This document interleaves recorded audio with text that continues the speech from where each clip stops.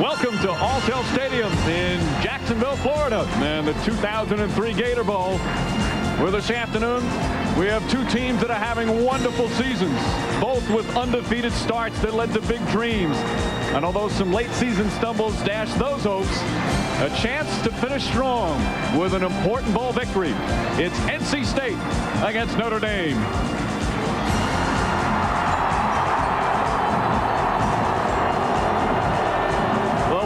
Greeted by their fans, and there are many here at Alltel Stadium.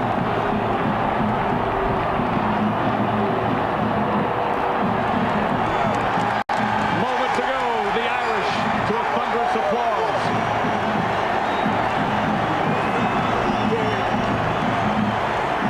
Good afternoon, everyone, and Happy New Year. Along with Pat Hayden, Mike Breen on hand, this is an important game for both schools. For NC State, it may be the most important game in the football program's history, to add to their great season with a victory over Notre Dame on New Year's Day. And they're very confident they can do so because of this explosive offense, Pat, one that really doesn't have a weakness. They can throw the ball and pass the ball equally well. Yeah, they are really good on offense, Mike. You're absolutely right. And rarely in college football do you find a team with a 3,000-yard passer, a 1,000-yard receiver, and a 1,000-yard rusher. But indeed, that's exactly what North Carolina State had. You see with the Phillip Rivers numbers, Jericho Cotchery, the wide receiver, 6 games over 100 yards. T.A. McClendon, a true freshman, over 1,000 yards and 16 touchdowns, a powerful runner. But this is really driven by Phillip Rivers, the quarterback. He's had a terrific year, his 3rd year as a starter. Very, very accurate, 63% completion, even though they throw the ball down the field a lot. He does a lot of things well, doesn't throw many interceptions, doesn't take a lot of sacks.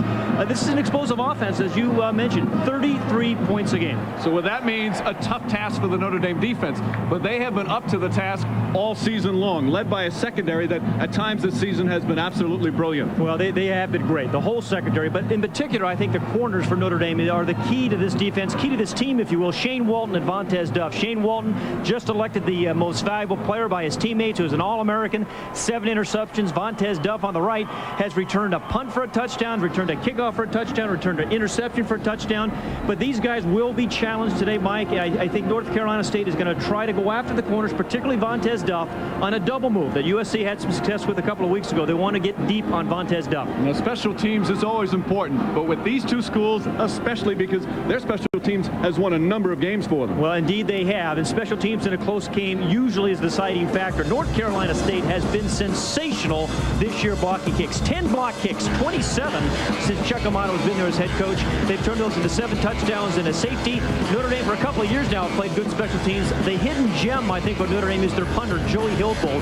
40% of his punts down inside the 20-yard line. Two very evenly matched teams here this afternoon. Notre Dame trying to stop a 5-game bowl losing streak. North Carolina State trying to add to their record-setting season. Opening kickoff when we return.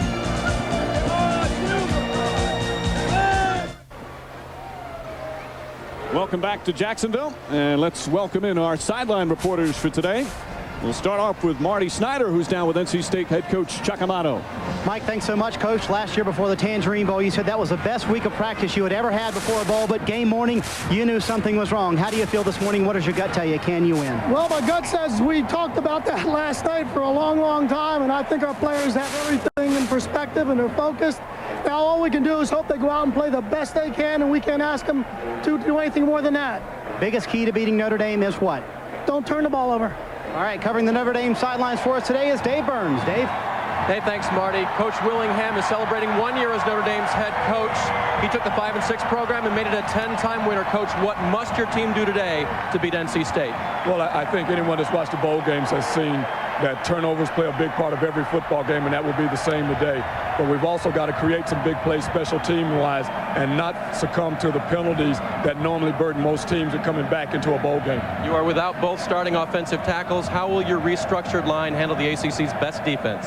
Well, we're fortunate that our guys will be put in those positions and have played a lot for us this year. All right, if he can guide them to their 11th victory of the season, it'll be the 6th time in school history and the first time ever by a first-year head coach. Mike? Dave, thank you. And those tackles he speaks of, Jordan Black and Brennan Curtin, both not playing. It's a non-football student affairs decision, so the backups need to come up big. As you see the weather, boy, they had some strong storms last night. And there's some clouds, so we might get some precipitation. I didn't think you stayed up that late to get all that. It started raining at 8 o'clock. I thought you were tucked in bed that early. Early evening storm, Pat. So North Carolina State, they won the toss and deferred. Adam Kiker, their junior kicker, will go off to Vontez Duff. And Arnaz Battle. And a beautiful kick from Kiker out of the end zone. Kiker, who was injured earlier this season, back healthy and gets NC State off to a good start. As Carlisle Holiday, the junior quarterback, has made some nice strides this season for Tyrone Willingham. And he's had some help on offense. But that offensive line, again, a little bit different today without Jordan Black and Curtin. But as Willingham said, Jim Molinaro and Dan Stevenson have played a lot. So they're ready to go. Mike McNair starts at fullback, ran 1,000 yards. Battle is the playmaker as the wide receiver. Opening play from scrimmage for the Irish. Holiday will throw downfield. Battle, the intended receiver, and covered beautifully by Lamont Reed. Let's check the NC State defense, which has been at times superb. The front four, Sean Price is the playmaker with fellow seniors Hall, Martin, and Wimsatt. Linebacking crew, D'Antonio Burnett has had a great career. He's the leader with Pollard and Thomas. And the secondary, a good one. Maddox the Rover. Terrence Holt has had a wonderful season with Golden and Reed, some tough corners. And Mike, there was a personal foul against the Wolfpack on that very first pass. Late hit on Carlisle Holiday. March off 15 yards. And let's take a look. Pat Thomas. He is their outside linebacker. It wasn't a vicious hit, but indeed it was late. Pretty good call. So Notre Dame, 1st and 10 at their own 35. Holiday again will throw under some pressure, and the ball deflected. Well, this Wolfpack defense, that was Sean Price, number 56, who tipped that ball, can really put some pressure. 46 sacks on the year, led the ACC. His first step down here at the bottom. He is just so quick. And again, that is off Dan Stevenson getting that first start at that right tackle position. Stevenson played some guard this year, but not much tackle. It's a lot different when you're playing out there against those really quick defensive ends. And you saw the quick start by Sean Price. Price, the junior, they say he's as gifted athletically as any player they have defensively. He's faster than the linebackers. And with a terrific play, you see Notre Dame, the offense, at times they have struggled this season. 2nd and 10. Grant, nice hole, and Ryan Grant spins up to the 42-yard line. Lamont Reed comes up to make the tackle after a 7-yard pickup. And Mike, this is what I think Notre Dame really needs to do, is to have some balance. They came out, threw the ball a few plays, got the penalty, but they need to run this ball very effectively. Ryan Grant needs to have a big game to beat this team. Last 3 games, only 2.6 yards. He was tired. He was beaten up. He was not the same kind of runner he was in the first 8 games. And so he's refreshed now, but they need a big afternoon out of Ryan Grant. He's had a month to recover since the USC game. 3rd and 3. Grant again. He's got the first down and more up near midfield. Antonio Burnett brings him down, but another 7-yard gain. Yeah, only 70 yards passing against USC, 39 yards rushing. So this is a game of redemption for the Irish. I think they were embarrassed about that USC loss. It's also the finish of a great season in 2002. And when you play on January 1, you look forward to 2003. So a lot of things going on here for Tyrone Willingham's team. How many times have we heard the phrase bad taste in our mouth? Want to get it out. And they've had a month to think about that very difficult loss to USC. A quick handoff again, and maybe a couple of yards. Burnett once again gets in on the tackle as Grant been given the workload early. Antonio Burnett, what a great year he has had. The seniors had over 100 tackles in every season for NC State. And Mike, he had a broken thumb this year, missed a game with an injury, still had over 100 tackles. I think he's had about $3 billion in his 4-year career at North Carolina State. But what he does particularly well, he is a great short yardage player. Short yardage goal line. This is a guy that is a powerful tackler. 2nd and 9. Rashawn Powers-Neal comes in to give Grant a spell. On the play fake. Holiday under pressure and has to throw it away. Freddie Autry-Lindsey, who was a question mark in playing today with some excellent pressure. I tell you that the Notre Dame tackles, Molinaro and Stevenson, are having a tough time with the quick rush of these guys from North Carolina State on the outside. Price in particular, Wimsatt, one of the ends, and George Anderson. They'll rotate 3 defensive ends. One of the strengths of North Carolina State's defense are those 3 defensive ends. They're not a bend but not break defense. No. They're an attacking, aggressive defense. The corners kind of lock up on you. They try to take those guys away, and then they leave the middle for D'Antonio Burnett to make most of the stops. 3rd and 9. Battle in motion. Holiday, late blitz, throws downfield, incomplete. Greg Golden on the coverage, and a 4th down coming up for the Irish. Yeah, here comes Joey Hillbold. We talked about him at the top of the show being kind of a hidden asset. I think he is for the Irish. A guy, almost 40% of his punts have been downed inside the 20-yard line. I mean, a real effective guy. Your defensive players love a punter like this. And Jericho Cotchery back to receive. Hillbold, a lot of punts inside the 10 as well.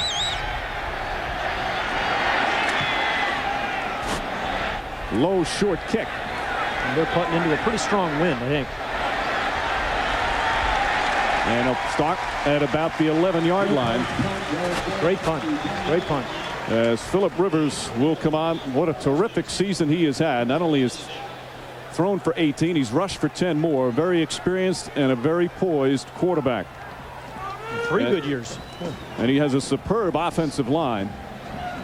Only 10 sacks they've allowed. Comer's the best of a strong bunch with Riggs, Paulson, Locklear, and Kustra. The freshman running back T.O. McClendon, sensational season. Cotchery, the go-to receiver, but Peterson is good as well, and Burton, a very solid tight end. And you will see North Carolina State move around as much as any team you'll see in college or pro. Little I formation over here. Rivers, handoff McClendon, and he's hit right away. Justin Tuck hit him after about a yard, maybe 2. As we look at the Notre Dame starting defense. Good year on defense, Mike. Very strong front 4. Budden, Zach Campbell, Hilliard, and Roberts. Goolsby has had a terrific season at linebacker. Brandon Hoyt is starting in place of Courtney Watson. Watson, their leading tackler, is out. And a sensational secondary. Duff and Walton, maybe the best corner tandem in the country. But Earl and Sapp have had strong seasons as well. 2nd down and 8. McClendon. Nowhere. Cedric Hilliard hit him right away. And Justin Tuck, number 44 as well. Hilliard plays nose tackle. Justin Tuck on the outside. Justin Tuck playing early. Ordinarily, Justin Tuck, number 44, is kind of a pass rusher, a speed rusher on 3rd down. Now, the North Carolina State Wolfpack have been really terrific on their opening drives. They scored on 9 of 13 opening drives this year. And they're a hard team to get into a rhythm against because they can do so many different things. 22 scripted plays. Their first 22 plays will be scripted. 3 wide receivers out to the left. They've had outscored their opponents by an enormous margin in the opening quarter. And Cotchery goes right. Rivers has time across the middle, short, intended for Sean Burton, but excellent coverage from Garen Bible. That's a good defensive series for the Irish. And against a very explosive North Carolina State, the teams have had a hard time getting into a rhythm. Now, you'll notice the good protection once again for Phillip Rivers. He's had it most of this year. Only 10 sacks. Had his tight end open. Throwing actually with a pretty strong wind. Nose got down. Ball hit the turf way in front of the receiver. Austin Herbert, who has been inconsistent punting this season, is back. Strong rush. Vontez Duff back to receive. And it goes out of bounds. It'll be good field position for Notre Dame. They'll pick it up and start at their own 42. After a 44-yard punt, we're scoreless early.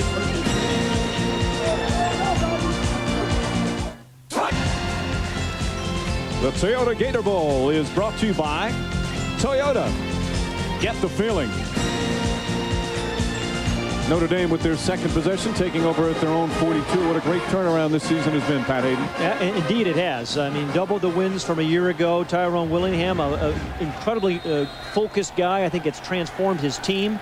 They've been very good defensively, good enough special teams-wise. On offense, they've been up and down. Grant back in. He lost a contact lens. That's why he came out for a couple of plays. Holiday, plenty of time, and complete. Knocked loose, and they're going to say he was down. Gary Gotze made the reception, and Andre Maddox, known for his hits, putting one on Gotze. Andre Maddox is one of those guys that could play anywhere in the country. And Gotze's shaken up. Andre Maddox, number 36. We talk about closing speed. Just got his hand in there, ripped the ball away from Gotze. And that was not a catch. But great play by Andre Maddox. They call him a hidden linebacker because he plays so close to the line of scrimmage. They could have recruited by Florida State, could play anywhere, as I said, in the country. Gotze, meanwhile, who's done a strong job this season at tight end, shake it up. And Tyrone Willingham said before the game, in a bowl game, you want to finish off the season right. You don't want to have all the penalties and the turnovers. The other thing you hate to see in a bowl game are injuries, particularly to returning guys, which Gotze is. He grabbed his left knee. Ball pops up after he hit the ground. So he's going to be taken off. Tyrone Willingham. As you see, Maddox. By the way, Maddox, speaking of injuries, T.A. McClendon, their tailback, had a shoulder injury bothered him all season. It was from a hit in practice by Maddox. He hits like a linebacker, runs like a safety. We have two other tight ends. Jared Clark. Gotze's a converted quarterback. So is Jared Clark, number 1, and then Billy Palmer. Palmer comes in now. All of them have played this year, but Gotze's had a real solid season. 15 catches as a converted quarterback. Tight end position was used much more effectively this year for the Irish than it has been in the past. 3 wide receivers for Holiday. 2nd and 5. Battle makes a move, but good pursuit, and maybe picks up a yard. Maddox again in on the tackle. Stop by number 36, Andre Maddox. Gain of about 1. So a 3rd and 4 coming up. Where has Holiday progressed the most for you, Pat? Well, I think, Mike, he had 2 steps forward, 1 step back. I mean, at the beginning of the year, he started off very strong as a passer. I think he feels a little bit throttled. I mean, one of his greatest assets is that impromptu play out of the pocket when he scrambles, but he just has not been handled well this year. He's not been able to run much by design this year by the Irish. In the shotgun, he'll run. And knocked down way short Pat Thomas. What a play by Pat Thomas. Sean Price. Pat Thomas looked like he was rushing the passer, saw the quarterback draw. That was a design call. Thomas off the corner here. Well, that's Price. 56. And there's Thomas. Yeah, it was 56. Sean Price rushing the passer, then fell back in to stop the quarterback draw of Carlisle Holiday. Boy, that Sean Price is quick off the ball and quick to react. You see him move so fast, it's hard to believe as a lineman how quick he is. 4th and 1 coming up. Well, we talked about D'Antonio Burnett being such a good short yardage linebacker. This is the kind of area where he's played all year long for the Wolfpack. He's number 45 right in here. So Notre Dame going for it on 4th down. Powers Neal has the 1st down before he's hit by Thomas. But a 2-yard pickup, and they'll move the chains. I'd always give it to the guy named Powers Neal on 4th and 1, wouldn't you? That's good coaching. He said, there's Chuck Amato, played at North Carolina State, both football. He was also a wrestler. He looks like he could still wrestle. He was a good wrestler. In fact, a couple of undefeated seasons as a wrestler. Yeah, the other thing that was interesting to me, he was a mathematics major. How many Division I coaches do you know that were mathematics majors? Well, Chuck Amato was in 1869 and from North Carolina State. Grant, big hole, and Grant tripped up. After a nice gain, Terrence Holt comes up with an 11-yard pickup. What a patient run that time by Ryan Grant. I mean, you said a big hole, Mike, and indeed it was, but Ryan Grant had to wait for that. He's going to hold right in here. Then he sees a little cutback, and we're supposed to go right here, but he just kind of waited. Earlier in the year, Ryan Grant, the coaches said, was kind of rushing things, but that was quietly a very good 11-yard run. He's off to a good start, and another first down for Notre Dame. Ball now at the Wolfpack 36. And tripped up. Pat Thomas, who's been very active, maybe 3 yards on that play. You don't have to worry about Pat Thomas hustling for the Wolfpack. This is the guy that plays their weak linebacker, one of those chaser kind of guys, very, very quick. Also a very, very good student at North Carolina State. And got off to a good start. His very first play a year ago as a North Carolina State player caused a fumble. And it's been pretty good ever since then. Only a sophomore, with the graduation of Burnett. Thomas could be one of the leaders for next year. Both teams bring back a lot of talent for next season. 2nd and 7. Holiday dumps it off. Complete to about the 26-yard line. Jared Clark with the reception. Freddie Autry-Lindsey makes the tackle. Jared Clark, number 1, is probably the best pass receiving. And that was a penalty marker, Pat. Yeah, Autry-Lindsey, was it a face mask? You get the feeling the way Amato's talking to him. Personal foul, face mask on the defense. 15 yards tacked on to the end of the run. Automatic first down. Big penalty as Autry-Lindsey grabbed him. That's Ed Ardito, our referee for today. That's 2 15-yard penalties against the Wolfpack in this first quarter. And as Tyrone Willingham was saying before the game, you do see a lot of penalties generally in playoff games. It's like a first game of the year. You know, they haven't played really since Thanksgiving weekend. Notre Dame played, lost to USC back on November 30th. NC State's last game was November 23rd when they had that terrific win against Florida State. They're really kind of different ends to their regular seasons. Ball now at the 14-yard line. Holiday with time, complete to Battle. Battle hit right away, but gets down to the 2. Terrence Holt immediately wraps him up. But a 12-yard gain. The ball came loose, but you saw the official said the ball was down. If they can protect Carlisle Holiday, that'll be an issue today. He has the capability of drilling the ball in between defenders, as he did right here to Arnaz Battle. Good protection to begin with. Terrence Martin, number 90. There he goes. There's the protection. Really good protection by Jeff Fain and Sean Mahan. And Arnaz Battle finding that little hole in that zone defense. Well thrown by Holiday. 1st and goal at the 2. Grant. Oh, stop. Second effort won't get him there.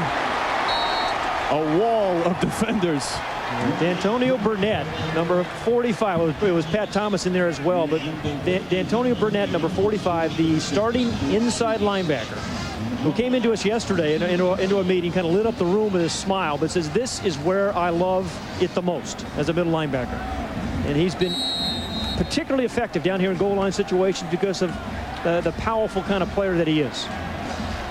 He's like a fire hydrant, 5'10", 230, although Chuck Amato says when he puts on a football helmet, he's about 6'4", and can run as fast as anyone. 10th play of the drive, 2nd and goal.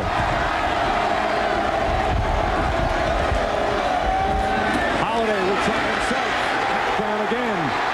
And denied. Burnett right there with Marcus Hudson. Well, when D'Antonio Burnett was talking to us yesterday, he said, I make a lot of these tackles, but it's because of the line shots, and Holiday is hurt here, but Burnett, see how he's not getting touched? There's no linebackers on him. Got terrific. You know, Lindsey, I think, number 31, kind of cleared the way for him. He had clear shot at the running back, did Burnett. Well-designed defense. Holiday takes a shot, and Holiday is down. Boy, did he take a shot by D'Antonio Burnett. They call him Thunder Dan because of hits like that. They are hitting here in the first quarter, but real concern right now for Notre Dame as Holiday remains down. So big concern for Tyrone Willingham for his starting quarterback.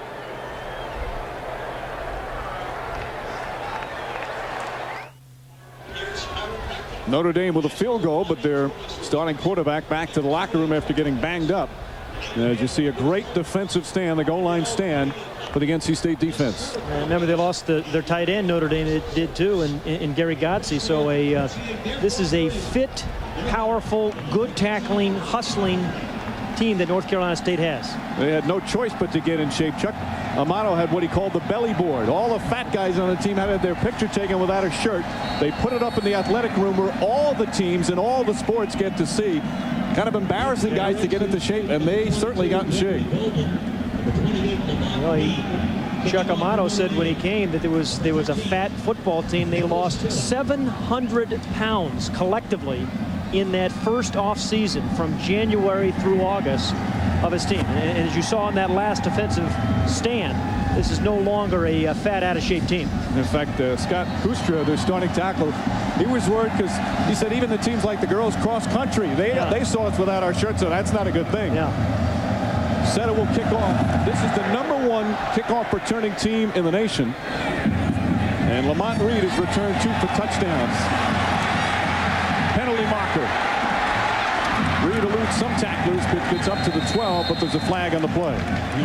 Well, we talked about special teams being a key. Notre Dame has punted the ball well. It's another penalty against North Carolina State. Remember, they kicked the field goal, and they've covered well on special teams. So thus far, the Irish have had the advantage on special teams. Tyrone Willingham talked to us yesterday about finishing 2002 off correctly, particularly after their last regular season loss against USC. During the return, an illegal block in the back above the waist. Half the distance to the goal, first down. Let's get an injury report and go down to Dave Burns. Well, Mike, Carlisle Holiday was taken off the field into the locker room. The trainers were working on his left shoulder, his non-throwing shoulder. His return is uncertain at this point. Also, Gary Gotze, they were working on his left leg. They viced his knee. Gotze stayed on the field. Stayed at the bench, guys. All right, Dave. So they'll start at their own 4. Here's where your offensive line has to help you grind out a first down, either in protection or opening some holes. Rivers hit as he throws, but complete. Sean Burton, the tight end, gets it up to the 13. An important play. Brandon Hoyt makes the tackle. Rivers took a shot after he released it. Yeah, Phillip Rivers has taken a lot of shots this year, but not many sacks. Only 10 sacks and over 400 passing attempts. And what that tells me about a quarterback is that he's smart, he makes quick decisions, and he gets the ball out of his hands. And trust me, offensive linemen love quarterbacks who get the ball out of their hand quickly and avoid those sacks. And Burton, the tight end, he's caught 21 passes this season. 2nd and 1. Empty backfield. Phillip Rivers has been a good quarterback sneak guy this year. Dumps it off just in time. It's a clever little throw to Burton. Burton once again. Is that a handoff or a throw? Goolsby made the tackle. But, you talk about presence, Mike. That's one of those things where Phillip Rivers is a smart guy. He knew where his outlet guy was. Sean Burton, believe me, was not the leading receiver. He's right here blocking. It's a heads-up play by Sean Burton as well. Well, the coaching staff tell us he gets us out of stuff. Yeah, indeed he did right there at a bad field position. There's such great command of the offense and such a confident quarterback. And they get the first down. McClendon. And Notre Dame's done an excellent job on McClendon. Jerome Sapp with the initial hit. 4-yard pickup. T.A. McClendon, the freshman, another flag goes down. And again, this is, I think, going to be one of those personal fouls because it happened very, very late. This one on Notre Dame. So 3 15-yard penalties here in the first quarter. 1 on Notre Dame, 2 on the Wolfpack. Dead ball, personal foul, late hit, 15 yards tacked on to the end of the run, automatic, first down. Well, here's T.A. McClendon right in front of the Notre Dame bench. He's down. Well, that's not a late hit. I don't know. T.A. McClendon was not hit late. Maybe somebody else was, like Sterling Hicks. It didn't look like the Walton and Hicks. That didn't appear to be anything deserving of a flag. It had to be somewhere else. Had to be somewhere else. So first penalty against Notre Dame, and the Wolfpack have the ball at their own 36.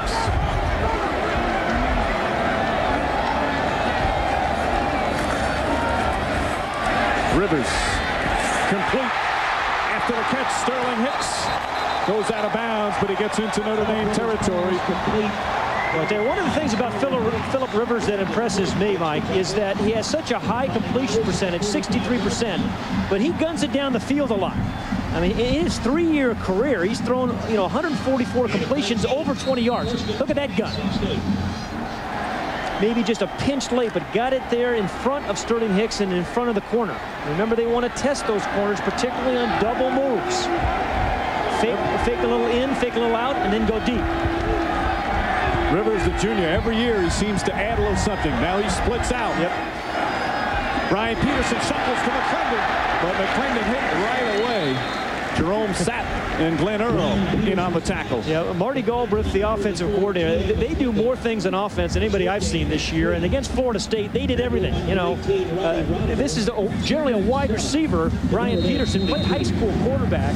And that little shuffle pass inside, and they moved Phillip Rivers outside. They did that 3 times against Florida State pretty successfully. They like to let Peterson throw, too. He's thrown a bunch of passes this season. They pick up 3, 2nd and 7. Irish recognize it well.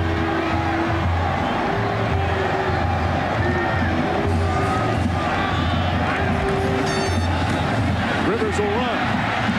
Gets across the 40. Rivers will flow, as a matter of fact. I mean, that was supposed to be an inside. You were waiting for that. I just heard, I stayed up late last night, past 8 o'clock. It looked like it was supposed to be kind of a draw play. Once again, Phillip Rivers saw the blitz, said, hey, I have to get out of that, made the best out of it, and picked up a couple of yards. Important down right now for the Notre Dame defense on 3rd and about 4. Justin Tuck made that stop. He's a good pass rusher. He's down here. 4 wide receivers for the Wolfpack.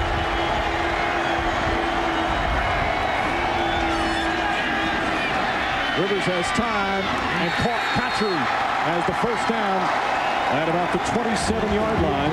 Preston Jackson right there, but not before the 11-yard pickup. And Mike, Phillip Rivers talking to us yesterday about Jericho Cotry said, and you get it anywhere near him and he'll make the catch. Low, high, inside, outside. He's had a terrific breakout year. We said at the top, over 1,000 yards, 600-yard games, 5 catches, over 50 yards this year for the Wolfpack. Big year. Majority of his catches either for first downs or touchdowns. That one for a first. Rivers 4 for 4 on this drive. Again, empty backfield again. Quick throw, Patry breaks some tackles and gets down to the 17. What a nice block by Brian Peterson, number 2, Mike.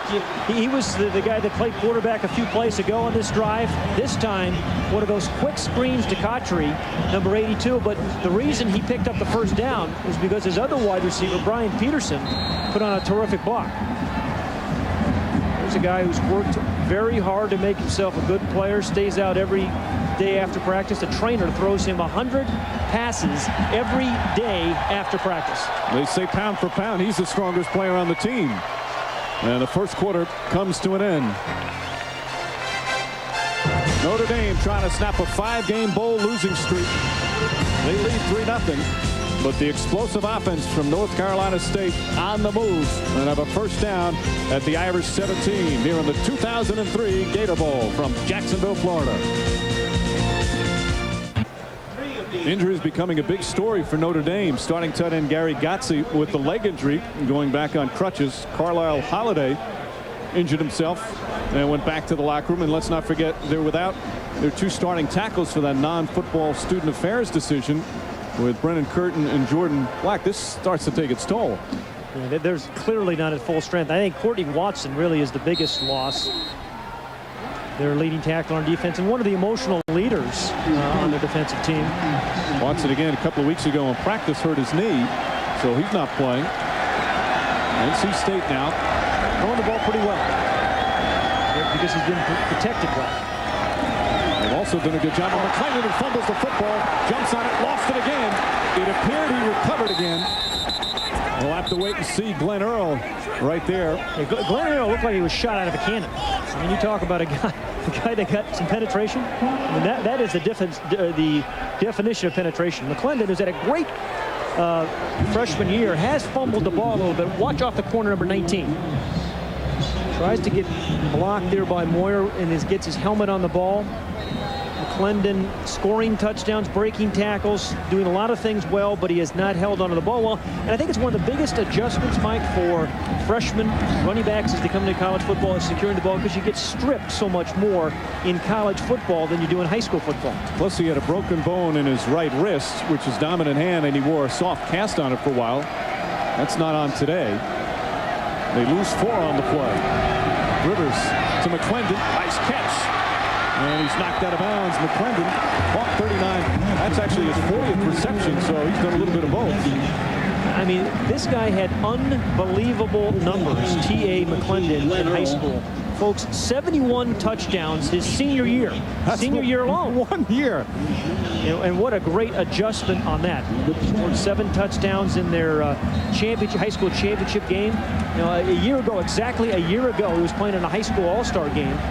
And here he is playing in a January 1st Gator Bowl. As the ACC Rookie of the Year. And he should have been.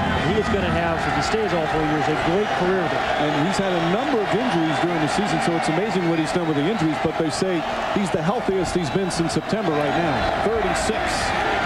Rivers, complete, Patrick, first down and more. Very close, but just shy of the touchdown. Preston Jackson makes the tackle, preventing the score. Pocket presence. We've seen it several times by Phillip Rivers. He kind of scooted up in the pocket that time. Sometimes we've seen him, carry the ball when he knew it was a bad play. Just kind of jumped up in the pocket, and he's tall enough at 6'5" to find those crossing guys right over the middle. And that's what Cotry did. Now, if he was down, I don't know if he was down, that might have been, should have been a touchdown, right? He hit the pylon with his feet in. Very close. Terrific effort from Cotry. First and goal at the 2.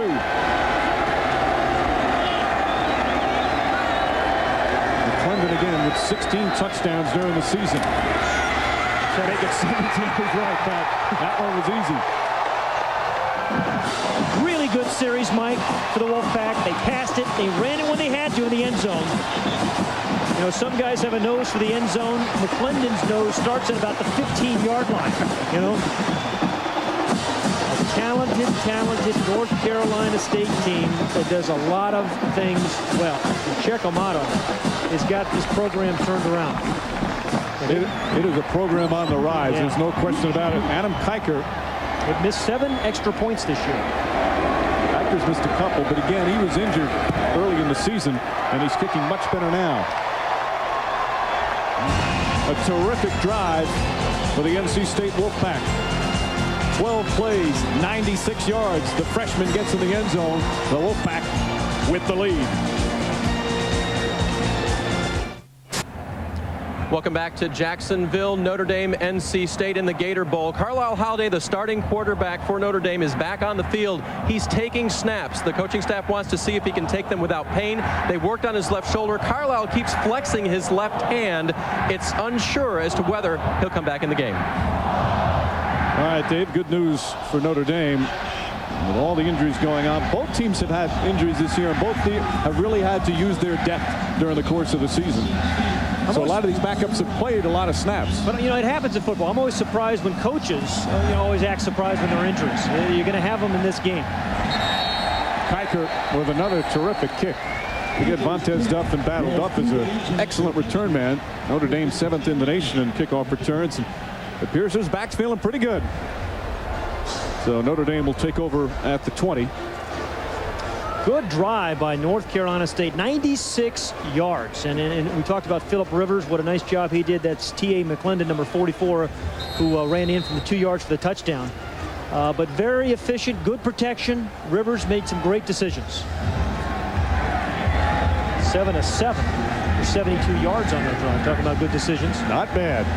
So Dillingham right now remains at quarterback for Holiday. Battle in motion. Quick pass on his battle. Breaks the tackle. Gets up to about the 28-yard line.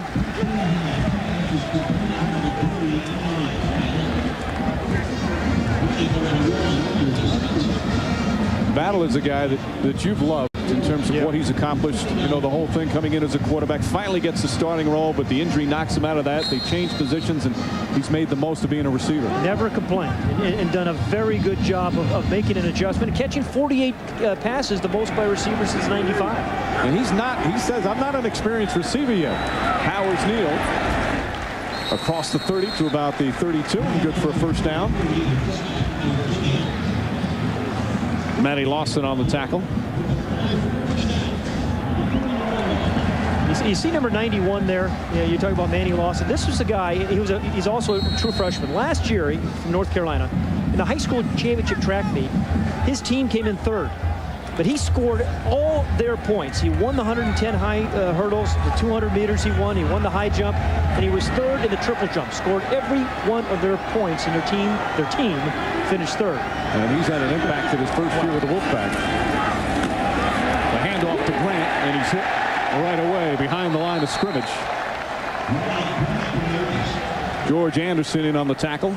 Every coach that I've known since Amos Alonzo Stagg, and I didn't know him, but they've always talked about balance. You want to be able to run it, and you want to be able to pass it to be really an effective football team. Chuck Amato's team has that. They have balance. They can beat you running and passing. Right now, Tyrone Willingham's team does not have it. They've run the ball pretty well this year, and the season they've passed it well at times, but not consistently enough.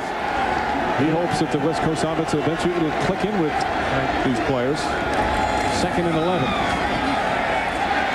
Dillingham tosses, battle to catch, first down at the 46. Juggle it, no, incomplete. Yep, it was a good tackle. Now there's a ball where a receiver has to use his hands to catch it, so you prevent a play like that. If you use your hands to bring it down, when Greg Golden, number 22, tackles you, you don't drop it. But he kind of hugged it with his body.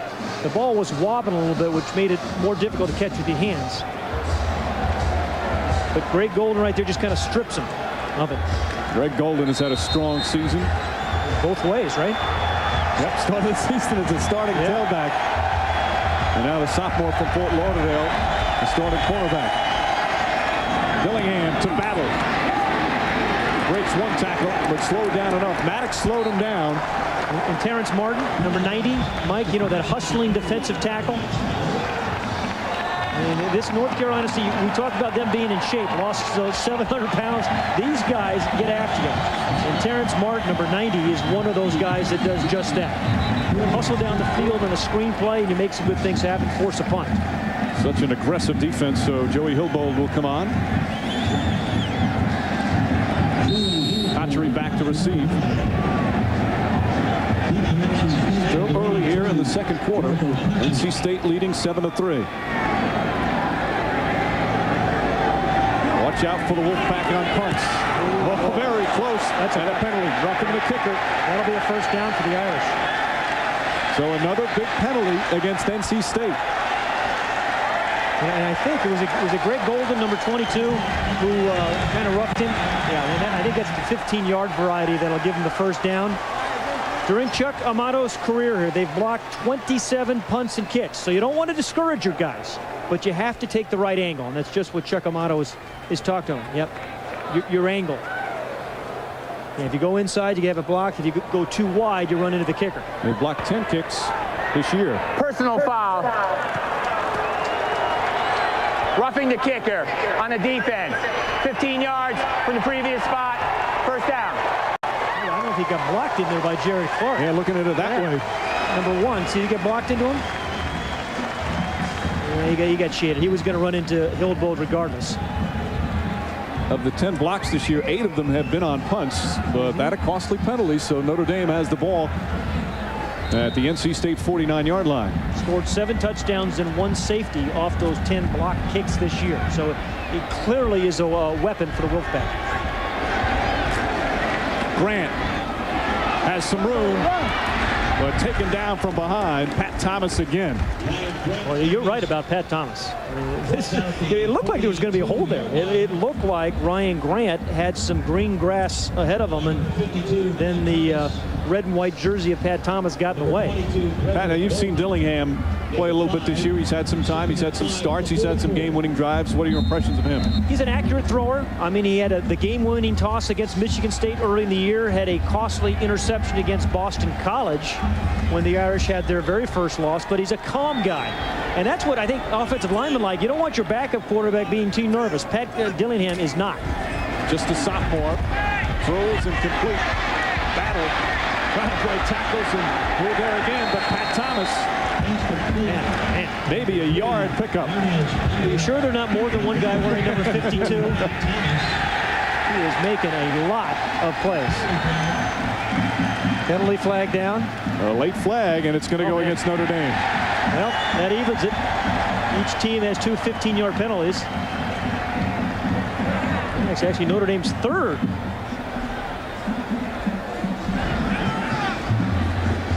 Now there's Pat Thomas. Dead ball foul, personal foul on the offense. 15 yards from the succeeding spot, third down. Well, Tyrone Willingham was worried about penalties and turnovers in a bowl game, just like you are in your very first game. That's Ed Ardito, who's been an NCAA official for 20 years, actually played college football, Division II. He's a pretty good cornerback, we understand, at the University of New Haven. He looks like a good man-for-man, kind of lockdown cover corner, doesn't he? He's been busy here in the first half. Well, it's third and forever. This is not the Irish kind of down. Big pressure. Dillingham has to get rid of it and deflected. Thomas right there on the play, but Martin with the big rush, and Sean Price as well. Yeah, Sean Price, 56, Pat Thomas, 52. Those guys have been around the ball and around the quarterback a lot this first half. Sean Price, number 56, can turn around a game in a pass rush situation. If you get into a game where you have to throw the ball a lot, that guy, 56, you had better take care of him. And then Pat Thomas read that screen perfectly. Really a good defensive game plan by North Carolina State. Watch out for the punt block again. A lot of guys up here. Hillbolt back on the field. Cotry back. And takes a good bounce for NC State. They'll take over at about the 23. So a terrific defensive performance in that series from NC State. They lead it 7-3. The Toyota Gator Bowl is brought to you by Taco Bell. Think outside the bun. Let's send it down to Marty Snyder on the sidelines with NC State. Well, Mike, to completely submerge his players in Notre Dame football, Chuck Amato made an interesting decision this week. He took a hotel channel at their hotel, and they made it completely Notre Dame football games. 24 hours of a loop, 6 days of nothing but Notre Dame football. Tight end Sean Burton said, hey, I was so sick of seeing it, I couldn't wait to hit someone in a gold helmet, and I was so fired up for this game today, I was tired of seeing Notre Dame football.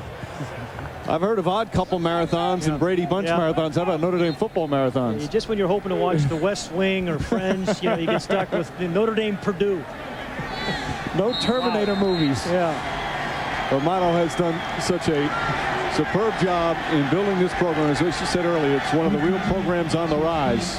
And he knows how important this game is to play a Notre Dame on New Year's Day, which would cap off a victory to cap off their best season ever. Quick throw. And perhaps a couple of yards. Pick up Devontae Edwards on his first reception. Glenn Earl with the tackle. Devontae Edwards, tackled by number 39, Brandon Hoyt. So second down coming up. 2nd and 6, number 28. Today's 1st and 10 line brought to you by Toyota. Here at the Toyota Gator Bowl. Well, the way this game's going so far in the first half, if Notre Dame's going to win it, they're going to have to win it again on defense. They're going to have to create some turnovers. Their offense is struggling, so they need to find a way to get a fumble or cause an interception. It's a scenario they're used to. Rivers, quick throw, and nicely by Cotchery. Brandon Hoyt makes the tackle. Again, Hoyt playing in place of Courtney Watson, but an 8-yard pickup, and Cotchery's been very active. Brandon Hoyt, number 39, got there, but a little too late in here. Again, Cotchery is a guy that can go down the field. We talked about having 5 catches for over 50 yards, but he's been really sneaky quick on these short routes over the middle. Not an overly fast receiver, but very reliable. All that movement and offense takes away some of the aggressiveness, particularly of blitzers. McClendon. And McClendon with his best joint. An 8-yard pickup. Hoyt makes the tackle. You know, Mike, we talked about high school running backs making the transition, and we talked about they fumble a lot. But a lot of high school running backs try to create too many 40-yard runs. They want every run to be a 40-yard run. But watch how he runs right down the middle. This is what I think he's done remarkably well this year for an 18-year-old freshman. He hasn't tried to create 40-yard runs. Notre Dame has been issued a warning. That's their first warning. Just a warning, no foul. No penalty. Okay. I guess the sideline encroachment rule. Too many guys trying to play referee, I guess, on the sideline. Gentlemen, you've been warned. But anyway, this T.A. McClendon has just been, you know, when a 4-yard run hole's been there, he's made 8 yards. And when there's been a 6-yard hole, he's been made 12 yards. But he hasn't tried to create every run to be a 40 or 50-yard run. And he's a guy you can't arm tackle. No. Play fake. Rivers under some pressure. And tripped up by Hoyt. But he gets the first down. Most guys who are 6'5", 236 pounds move like the Chrysler Building.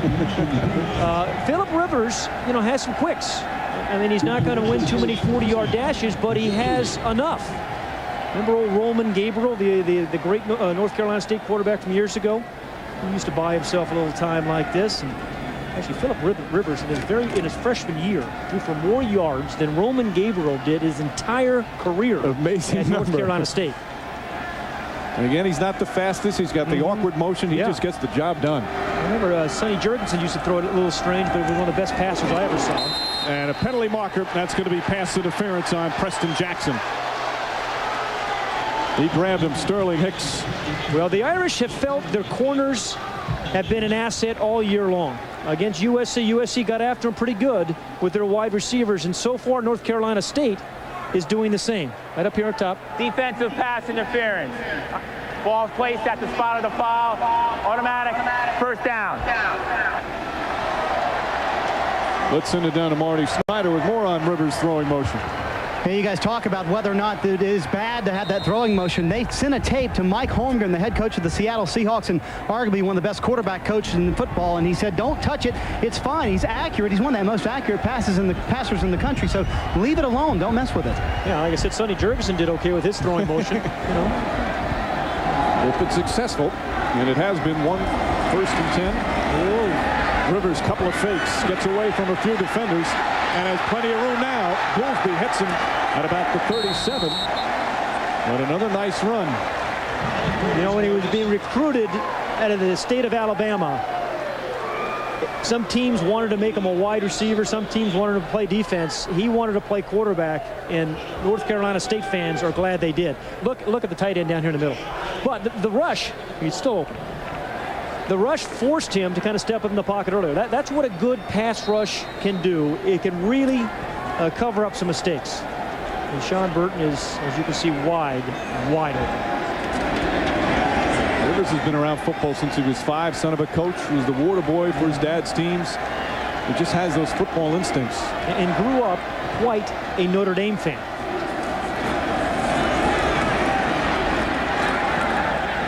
Close to a first down as Josh Brown gets his first carry. Brandon Hoyt on the tackle. Philip Rivers grew up as a Catholic in Alabama. His grandfather took him to see the movie Rudy. His grandfather, a big Notre Dame fan, and as a young boy, he saved his money for a Notre Dame jacket, had a Notre Dame banner in his room. He actually went to a camp at Notre Dame his senior year. It really wasn't highly recruited because they were running more option in those days than drop back passing. But his grandfather in particular is quite an Irish fan. So his first Notre Dame game back in 1951, and says although he still loves the Irish, he's pulling for the Wolfpack today. His grandson's playing pretty well. And his grandson just got a first down. You mentioned 10 rushing touchdowns Philip Rivers has had this year. And he's very good getting that momentum, getting that big 6'5", 236-pound body moving forward. Good offensive line, sir. Jed Paulson, the center, 53, and 54, Sean Locklear in particular. Wow. That was a big surge on a short yardage play. Their offensive line, not only have they not just give up 10 sacks, and you spoke about how often they pass the ball, they've made life for McClendon a lot easier. It's just been a terrific year for the offensive line. Hatchery flips it back. Peterson's going to throw.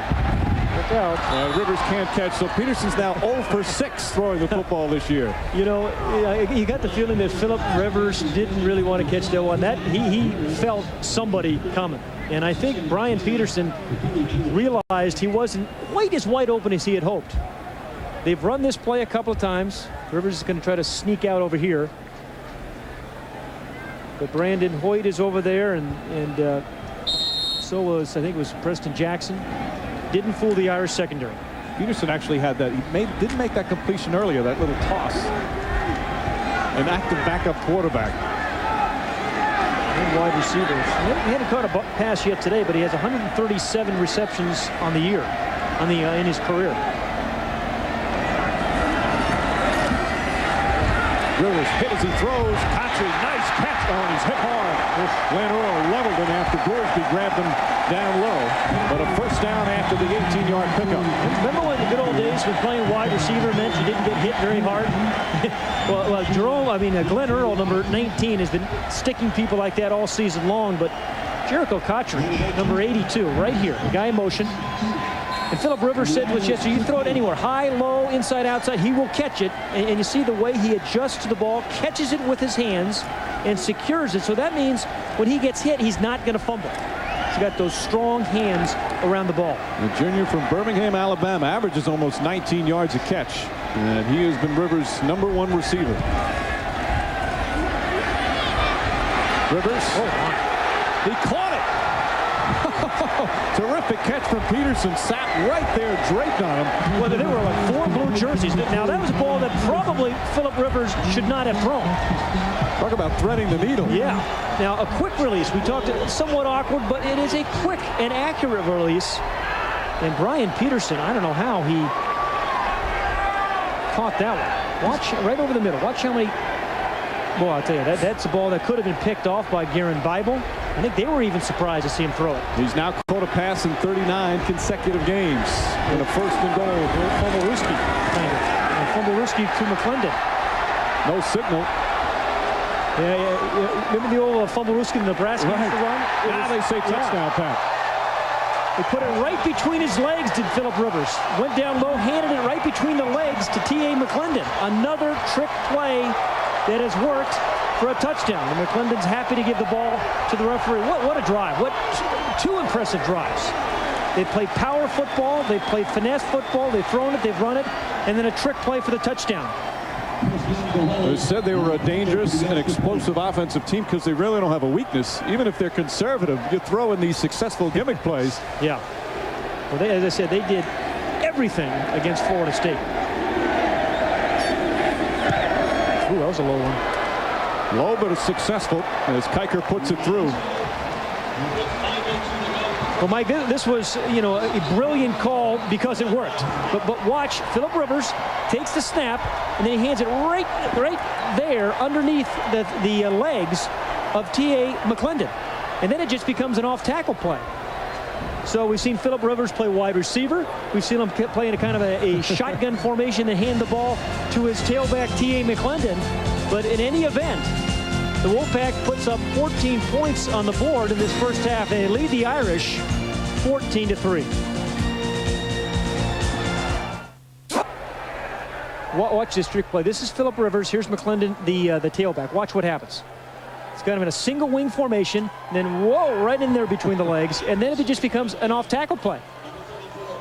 I mean, a sensational call and a tough inside run by McClendon. It did look like Notre Dame was ready, and Kent Baer, the defensive coordinator, was irate after that touchdown. But 2 great drives by North Carolina State. McClendon again showing good patience. Yep. And gets his second touchdown. Kiker will kick off with Vontez Duff and Arnail's battle back. So another good solid drive.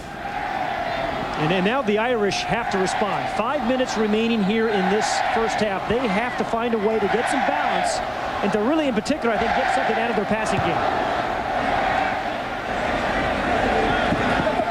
Battle lets it go out of bounds. He'll get good field position. That's a start. Kiker had a couple of superb kicks early, not that time.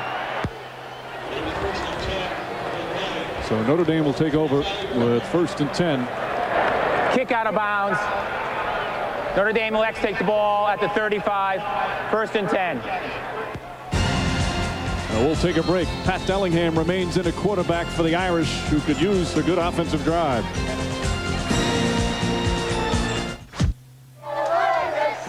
Two long, solid drives by NC State.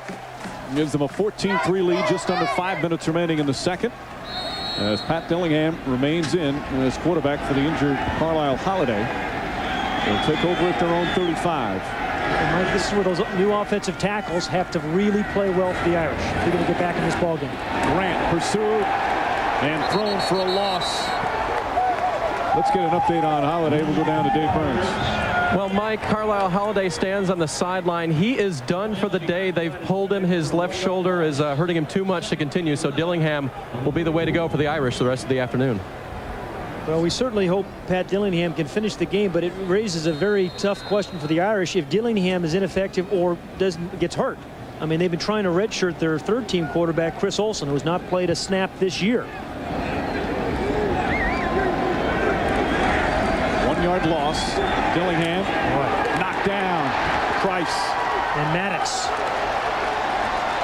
Sean Price has had 9 sacks on the year. He's returned 2 fumbles for touchdowns. Mike, you talk about the kind of speed that he has. You know, the faster than any of the linebacker, even though he's a defensive end.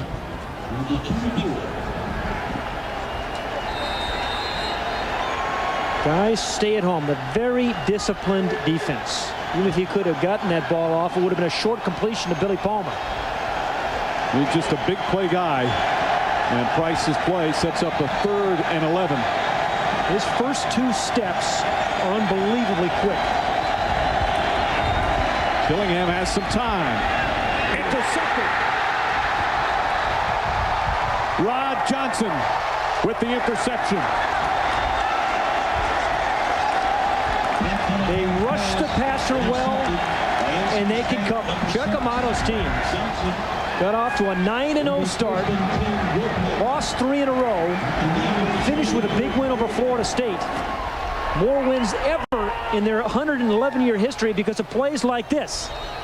Look at Maddox again. Maddox is kind of in the mix, and then Rod Johnson read the route perfectly. That's goal to number 22. Gets a good jump on it. There were 3 Wolfpack defenders had a shot at that one. Johnson, his 2nd interception of the season. The Wolfpack take over with over 4 minutes remaining in the second. They've had back-to-back impressive drives. And this one straight up the middle. How about Phillip Rivers, Mike? 10 of 11 for 111 yards. He's had 10 straight completions. He's managed the game well. You know, just hasn't made any, doesn't force the ball. He's made some really good judicious decisions.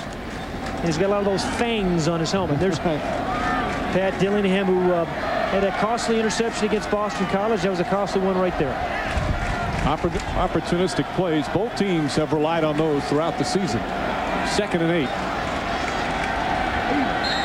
And the Wolfpack have to call timeout. I thought that was a trick play. They run so many of them. It wouldn't surprise you the way the Wolfpack have played all season, and they are playing well here in the first half. Back at Jacksonville, Notre Dame losing to North Carolina State 14-3, and North Carolina State has done it both on defense. As you see, 45 to Antonio Burnett stuff the Irish run, great defense, and then an offense. This culminated in a 96-yard drive, and then the old fumble-rooski for their second touchdown of the day. So Chuck Amato, very, very happy, as he should be. His game plan offensively and defensively has worked, and Tyrone Willingham, Mike, needs, as he has all year, to call on his defense for some sort of big play and a score. They've had 7 scores on defense this year, and they desperately need one right now. Defense might be a little tired right now as the Wolfpack with 2 long sustained drives to take this 14-3 lead. Rivers so sharp. Give his offensive line some credit, too. He has not been pressured much.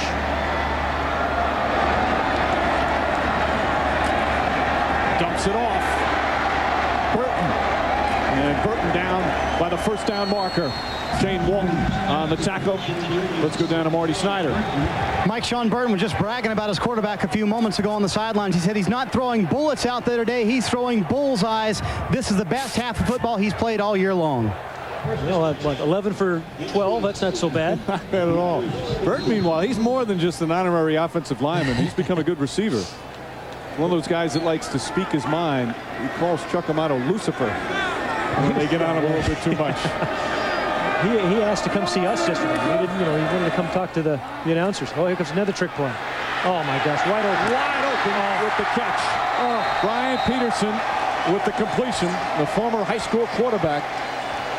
And Joe Gray on the reception. Now, it's a nice play, but terribly, terribly disappointing for the Wolfpack because that should have been a touchdown. Terribly disappointing. Here's the tight end over here, Joe Gray. He's the backup tight end. Again, Peterson, nice fingertip catch. And then throw, and he's waiting. We thought it was a punt. And maybe that's why he's a backup tight end.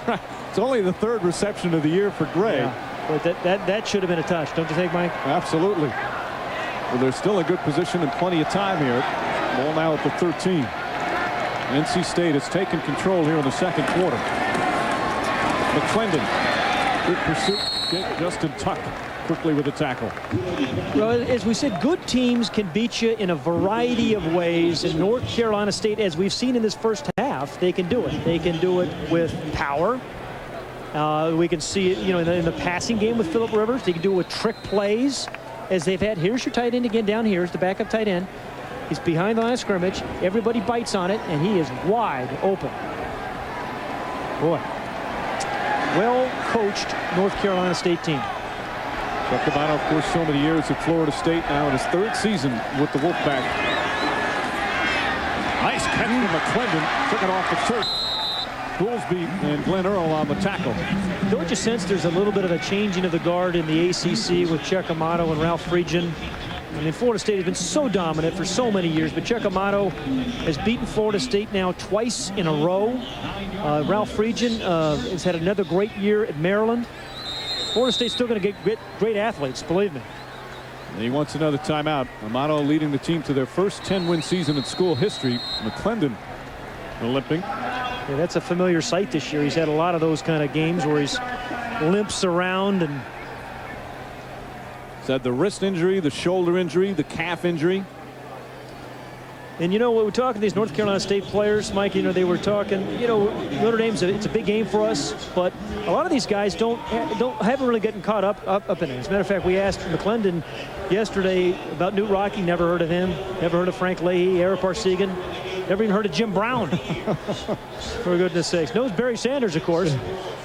But for alums, for North Carolina State alums, this may be the biggest game in North Carolina State history.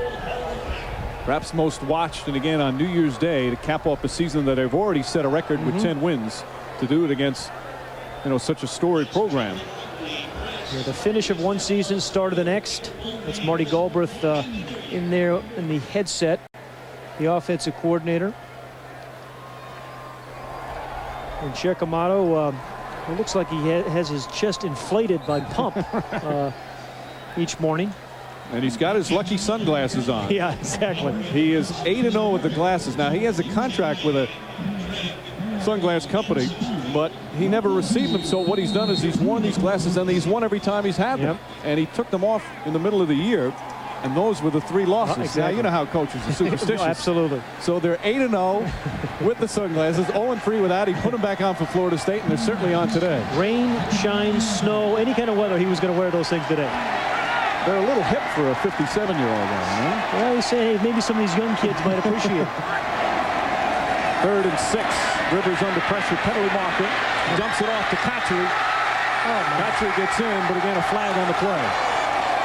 Hey, what field presence? I mean, I've seen Phillip Rivers on tape for a couple of years now. The first time I've really seen him live, Mike, and he is a very impressive guy.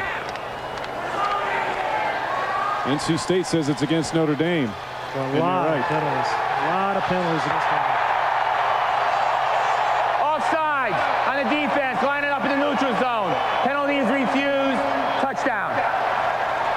Jericho, Cotchery. I mean, all three of the stars have been what has been advertised. Watch him step up in the pocket. Good pass rush by Ryan Roberts. But again, he's matched up with against the linebacker Goolsby, and Cotchery is just too fast for a linebacker. His 6th catch. Kiker on for the extra point. 21-3. NC State in complete control here in the first half. Right now, let's go back to New York. We send it to Jimmy Roberts. Jimmy Roberts in New York. Coming up on the Sun America Halftime Report, we'll take a look back at a great year of sports here on NBC. The Olympics, Tiger Woods, NASCAR, and Notre Dame's return to glory among the topics we will cover. We'll also have some big NFL news, a big coaching move, and the league has named its most valuable player. Plus, we'll update you on all of the bowl action taking place this afternoon. It's all coming up on the Sun America Halftime Report. But right now, let's head back to the Gator Bowl and rejoin Mike, Pat, Dave, and Marty. Happy New Year's, guys. All right, Jimmy, as the Wolfpack dominant here in the first half. That's kind of a nice little paint job.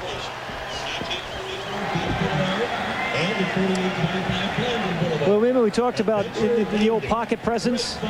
He just gets up. It's kind of pushes it right there. Take it out of my hands, Jericho. And then dash into the end zone. Really well-designed offensive scheme by Marty Galbraith, the offensive coordinator. Boy, they've done it all well. And the cliche sees the field well. Boy, does that apply to Rivers? Absolutely. 13 consecutive completions for Phillip Rivers.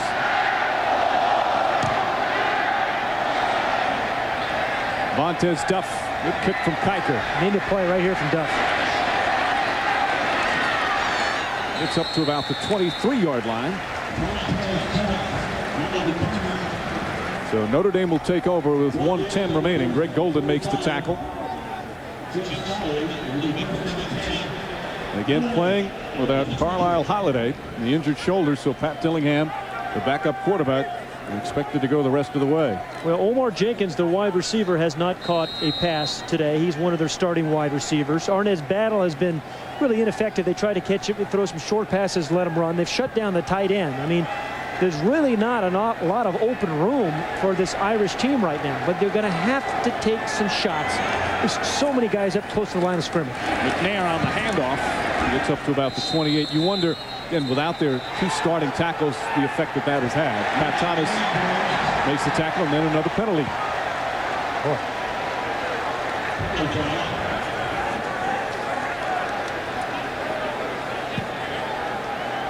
Ed Ardito's been very busy. Personal foul against Notre Dame. That's the 3rd personal foul penalty against Notre Dame. North Carolina State has matched them with their 3 as well. But when you're really struggling on offense, you have to be perfect in the penalty category. After the whistle, we had a dead ball foul, late hit on Notre Dame. Half the distance to the goal, the down count, 2nd.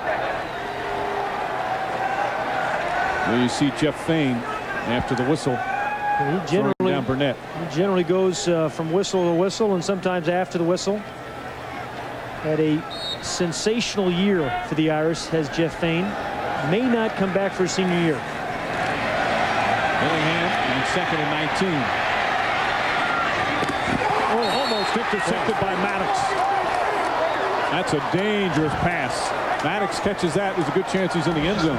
How about Andre Maddox, a guy that's played so well close to the line of scrimmage, this time in coverage. And guess who's chasing him? 52 Pat Thomas. Yeah, one that he probably should have caught.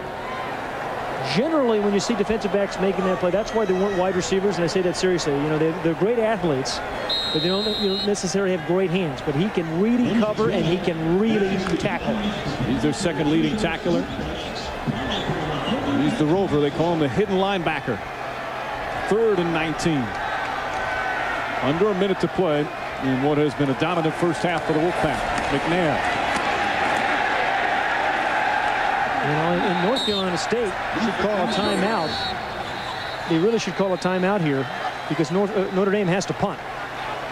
And he's got 1 remaining. There it is. Yeah, good. Now, they can play it a couple ways here, Mike. You can go for the punt block, and they've blocked 8 punts this year, as we've talked about. Or you let them punt and get good field position. Your quarterback is hot and get a chance to really try to knock them out here in the first half. 40 seconds remain.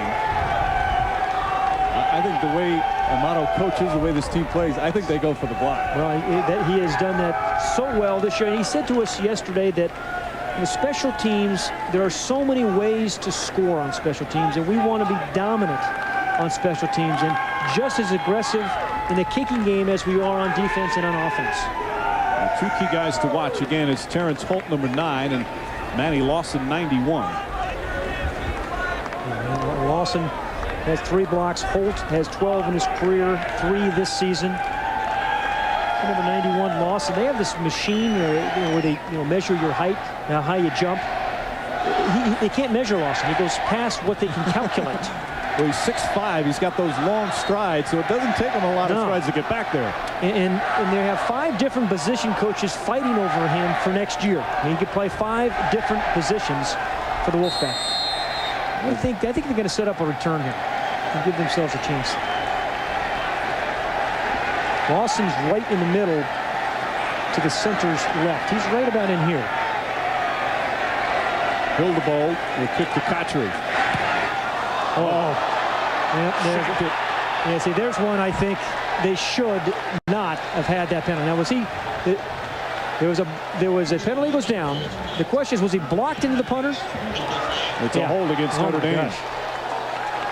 So they'll decline that. And get unbelievable field position. Holding on Notre Dame. Penalty is refused. Take the result of the play. First down. See, when you're aggressive on special teams, even if you don't block it, Mike, you can affect it. Well, I'm sure the coaching staff have told them over and over again about these guys. Yep. Yeah, that was the whole. It was Carlos Pierre-Antoine who held Holt. Yeah, he got tackled. Good call by the official, and Terrence Holt, who's had a terrific year as a free safety and as a special teams player. Terrific career as a special teams player. Just an 11-yard kick for Hildebold, who has had a strong season. So they take the ball at the Irish 28, leading 21-3. The Irish can have any chance. They've got to force a stop here. They cannot allow any more points. They just don't have enough offense to match North Carolina State. Penalty marker, and Rivers throws it out of bounds. Darrell Campbell with good pursuit. Big old Scott Kustra, number 75. We just saw Rivers throw an incomplete pass. Well, it may not count because it's going to be a penalty. So the streak is on. Still on. Scott Kustra, the right tackle, part of that good offensive line, number 75. You talked to him yesterday. He said, hey, I wasn't part of that belly board. I was in shape. I didn't have my picture up there in the weight room. We're working on Darrell Campbell. Yep. Oh, yeah. He just holding pull job on the offense. 10 yards from the previous spot. Still first down. Kustra is another one of those guys. Huge Notre Dame fan, even though he grew up near Raleigh. He said he got 1 letter from recruiters from Notre Dame and still has it, as Chuck Amato did. He received a letter from Notre Dame. He said, his grandmother in particular, right over from Sicily, was excited about that. Kustra from Cary, North Carolina, has overcome some knee surgeries. He's had a strong season, as has the entire offensive line. McClendon hit right away. Ryan Roberts. Well, Notre Dame has had more problems offensively than Martha Stewart has had with the SEC here in the first half, and they're going to have to get it solved at halftime. So Rivers throws it into the ground to stop the clock, and that stops the streak. Aaron Willingham, no doubt, will have a busy halftime talk with his team, trailing 21-3, as Philip Rivers has had his way with the Notre Dame defense. They reset the clock to 8 seconds.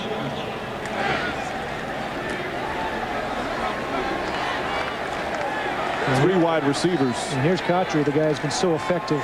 He's the inside of the 3.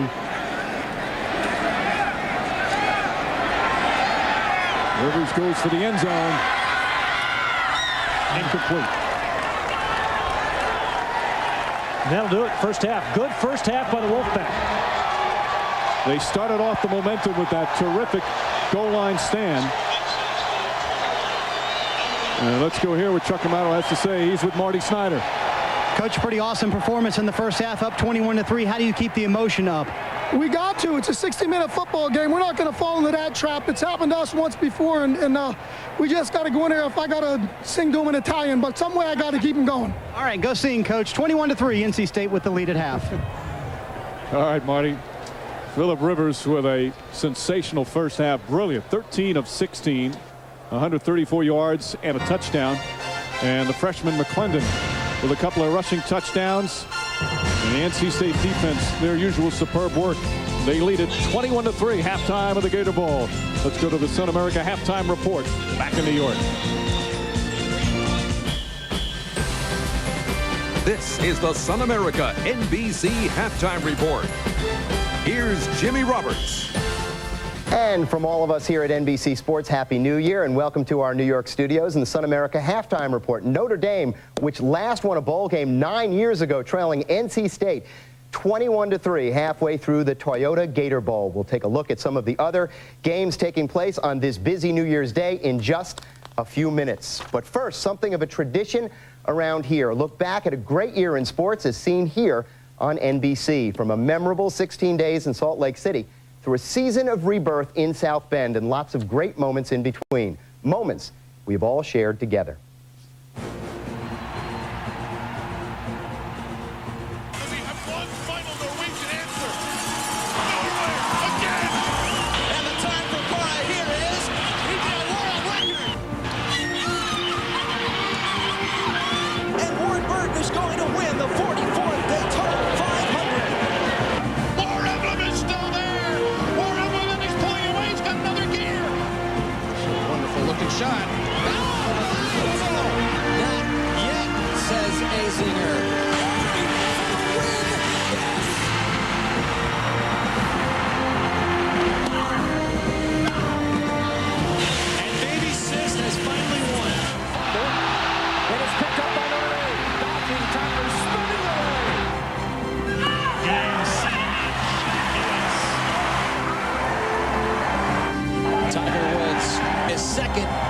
Open championship. And at Bethpage, he is now the People's Champion.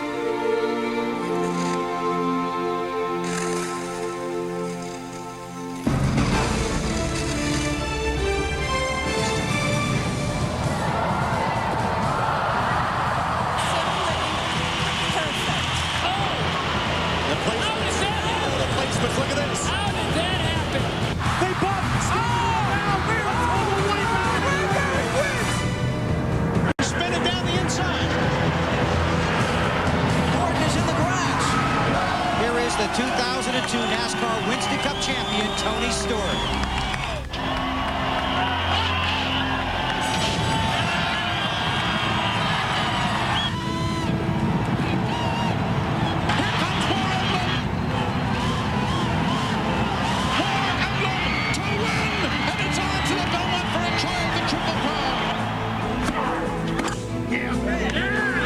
Michigan needs it to tie. Looking for the end zone. It's batted away. Well, that's beautiful.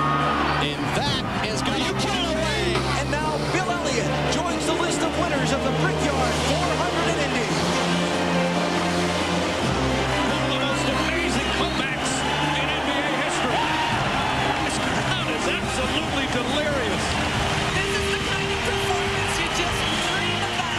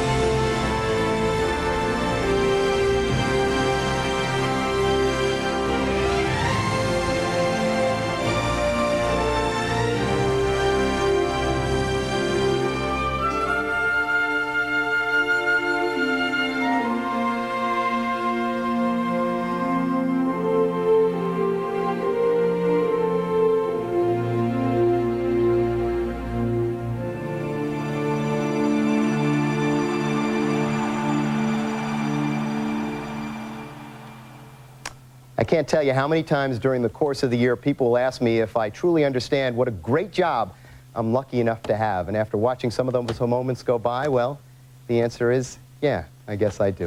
What a great year it's been, and so much fun for all of us here at NBC Sports to be a small part of it. Log on to NBCSports.com for more on the year in sports.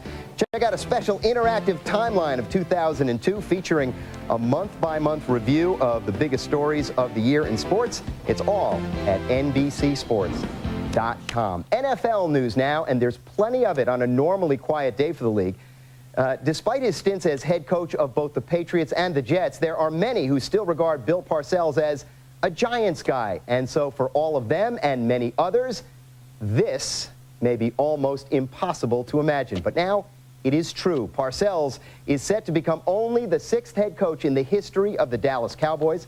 In a piece published today on ESPN.com, the 61-year-old Parcells ended the speculation saying, quote, "I'm going to do it," end quote. The site also reports his contract to be 4 years for $17.1 million. One piece of delicious irony in all of this: next season, the NFC East plays the AFC East. In other words, in addition to 2 games against the Giants, Parcells' Cowboys will play the Jets and the Patriots. And as fate would have it, those games are scheduled for the Meadowlands and Foxborough. And meanwhile, if you want to talk about something which might have once seemed incomprehensible, how about this? Rich Gannon, league MVP. The Associated Press reports that the 37-year-old Gannon, who was undrafted, is set to become the first Raider to win the award since Marcus Allen in 1985. He threw for almost 4,700 yards in leading the Raiders to the top seed in the AFC. Gannon is the second oldest to be voted the MVP, just 2 months younger than was Y.A. Tittle when he won the award in 1963. Gannon beat out Brett Favre and Steve McNair for the award. One of the most colorful aspects of college bowl games, the bands. So let's head right back down to the Gator Bowl and pick up a little bit of the NC State Marching Band, as they're called the Power Sound of the South. Take it away.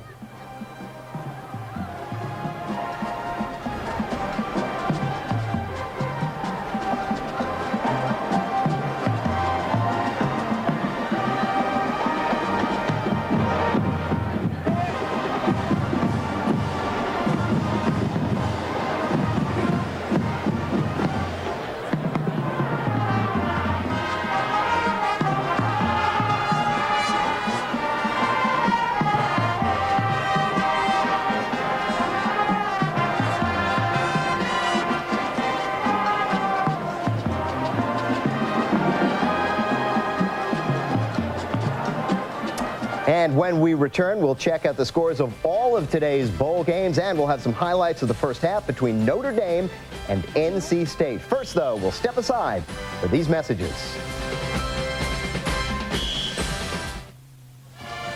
And we welcome you back. A look at the band of the Fighting Irish performing at halftime of the Gator Bowl.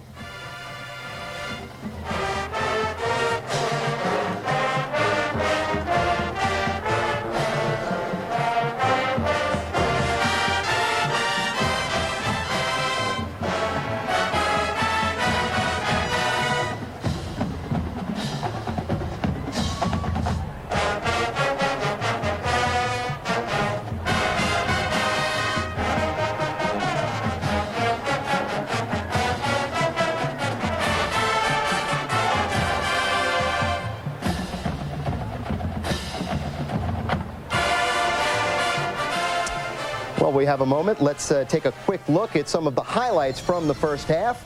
Late in the first half, Irish driving, quarterback Carlisle Holiday looking for the end zone, and he is met by linebacker D'Antonio Burnett. Holiday forced out of the game, replaced by Pat Dillingham. Early second quarter, T.A. McClendon bursts in for the score. Wolfpack up 7-3. Then quarterback Phillip Rivers takes the snap, puts it between McClendon's legs, and he goes in for the touchdown. NC State up 14-3 at this point. Now they have lengthened the lead at halftime, 21-3. A great half so far for Phillip Rivers and the other unsung true freshman of the year, T.A. McClendon. Log on to NBCSports.com for complete post-game coverage of the Gator Bowl. Plus, check out why Pat Hayden feels the Irish under coach Tyrone Willingham will be able to live up to even greater expectations next season. It's all at NBCSports.com. Let's quickly update you on other bowl games going on this afternoon, starting in Tampa with the Outback Bowl. Florida facing Michigan, and here's a matchup of two former national champions. These programs never having faced each other before. The story here, running back Chris Perry, 4 touchdowns for Michigan. That's also a school and Outback Bowl record. LSU and Texas in the Cotton Bowl. Phil Simms' son, Chris Simms, has certainly had his problems here at the Cotton Bowl, but not today. 28 unanswered points for the Longhorns since trailing 17-7 early in the half. And in the Capital One Bowl, an early score, not much going on here.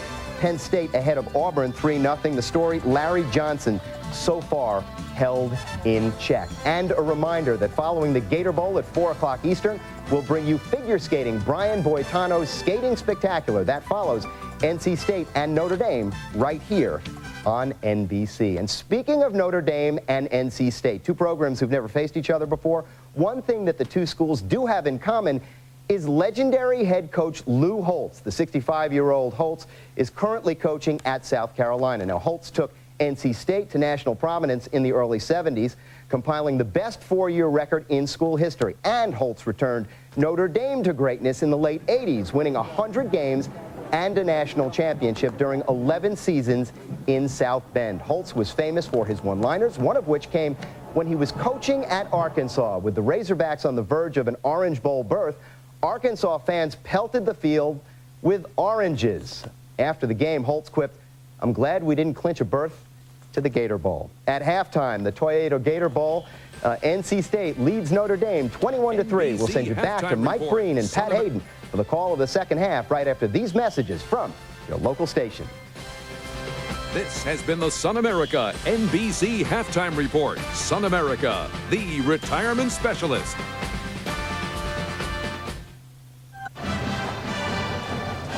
Halftime in Jacksonville, Florida. North Carolina State with a dominant first half as they lead Notre Dame 21-3. And once again, Happy New Year to everyone. Along with Pat Hayden, Mike Breen on hand. Everyone knew North Carolina State was good coming in, but boy, they were so impressive. You know, they were impressive on defense. They were impressive on offense. They did some good things special teams-wise. I mean, this is a complete football team. You see why they won 10 games, more than they've ever won in their history. They have a chance of winning 11th game. And Checkamato and his staff had this team well prepared. You always worry about a bowl game. You know, you're going to be on edge. I think the combination of playing Notre Dame and a well-coached and well-designed game plan has resulted in 21 first-half points. Now, ironically, the numbers perhaps not reflecting the dominance as we look at some of the halftime stats.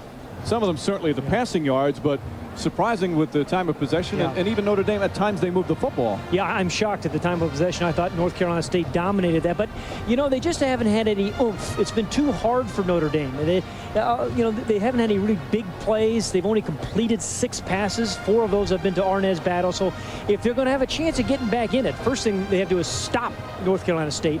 You know, they're going to be on defense the first series.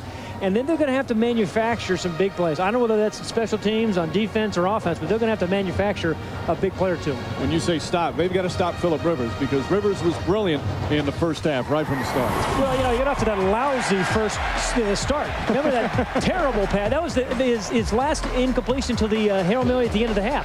This guy completed 13 straight passes after that first one. And I think, Mike, which impressed me, it was to 7 different receivers, by the way, was just kind of the field presence. Making the right decisions, stepping up in the pocket, getting rid of the ball before he got sacked, calling the right audibles. He did everything, and that's the reason his team is up 21-3. And Notre Dame will have to do without their starting quarterback, Carlisle Holiday, done for the game. Pat Dillingham is in. They've also lost their tight end. They began the game without their starting tackles. They need to overcome third quarter when we return.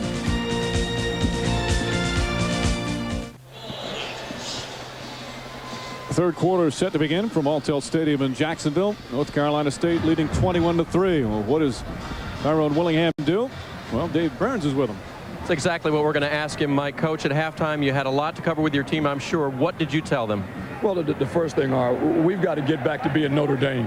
And right now we're not Notre Dame. We're kind of on our heels. Okay, we've got to get where we're aggressive and playing the game Notre Dame style.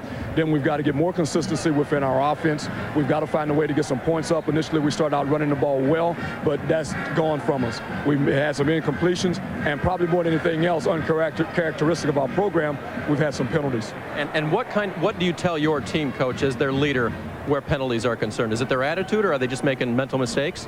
Well, it's all of the above. But the first thing is the penalties we had were personal fouls.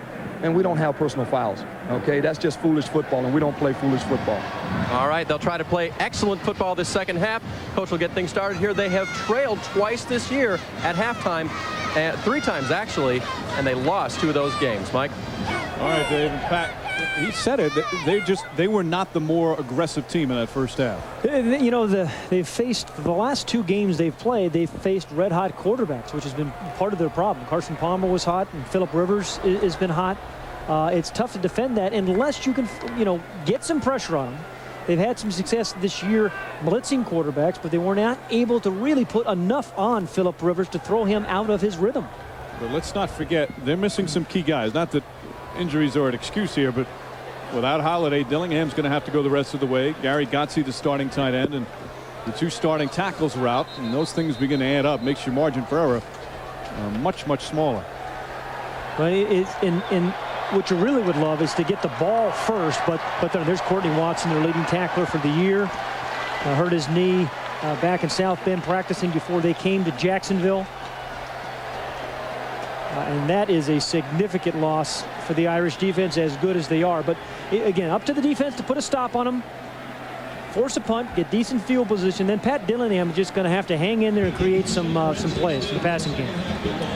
So Seta will kick off.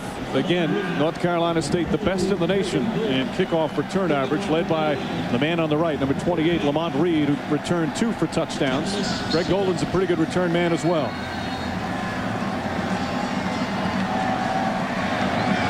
21-3, with a whole half of football left. Seta, good kick, and Golden's not going anywhere.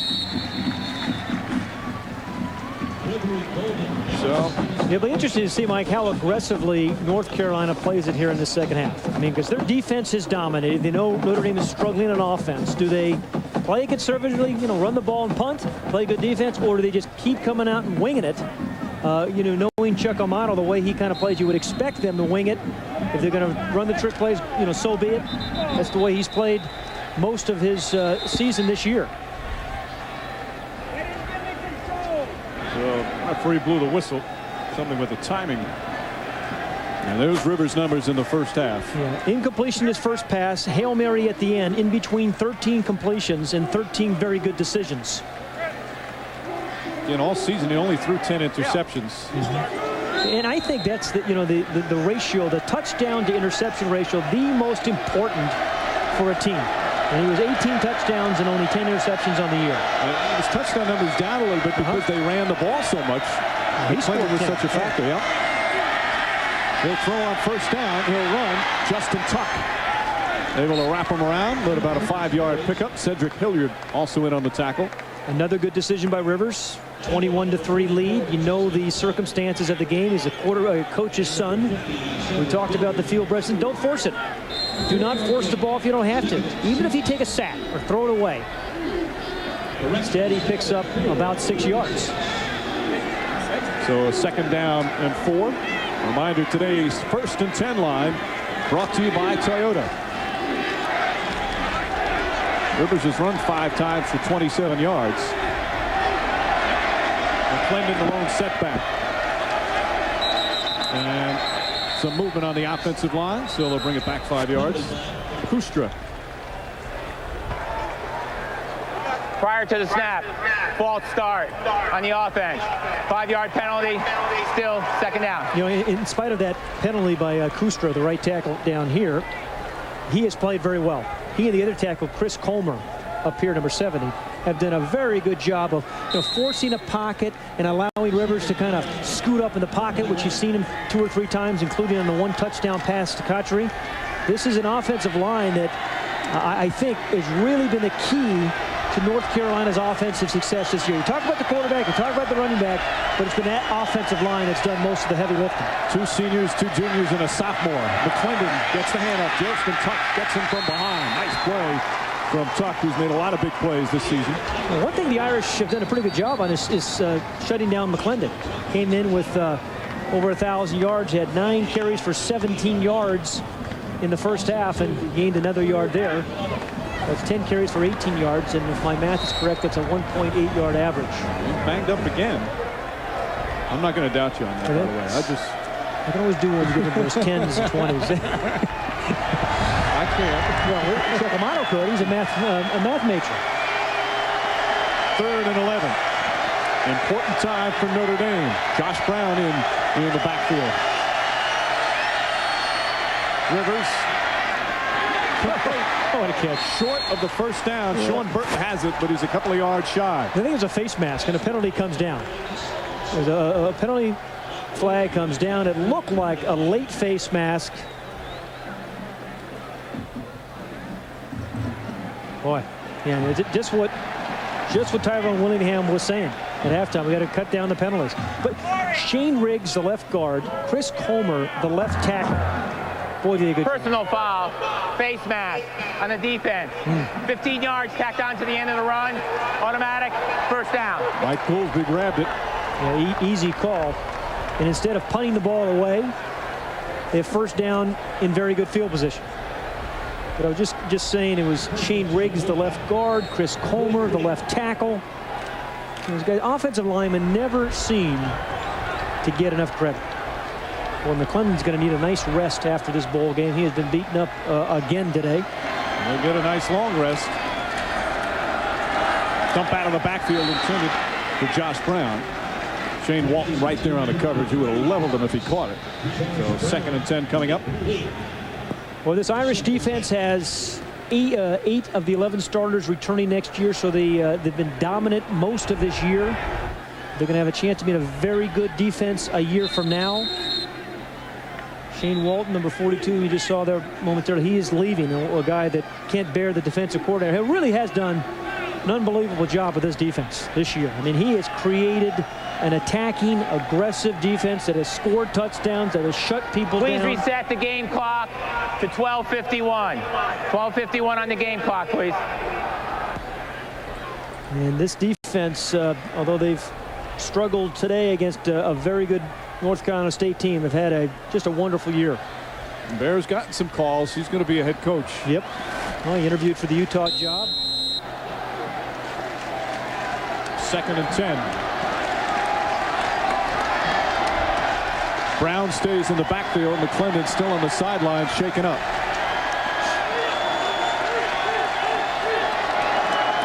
Peterson in motion. Good rush. And there's the first sack. Cedric Hilliard. With a little help from Darrell Campbell. Hilliard and Campbell both, number 50, number 60 in there on that play. And that's the emotional lift they're going to have to do. This defense is going to have to make it happen. Watch inside. 60 is Campbell right there. He's getting held, by the way, too. Derek Campbell got held, but still made the sack with the help from Hilliard. Loss of 8. Hilliard's 3rd sack. Or Campbell's 6th sack. As it's 3rd and 18. The Notre Dame fans trying to urge on the defense. Rivers under pressure, and it's dropped. Josh Brown couldn't hold on, but Rivers had heavy pressure.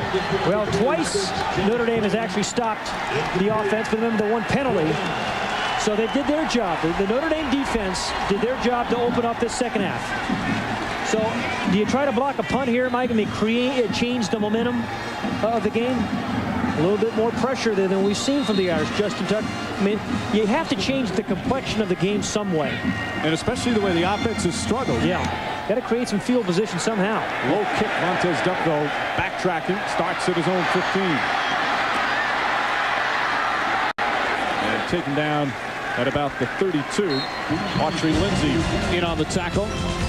49-yard kick, 16-yard return. Irish trailing 21-3 will take over when we return.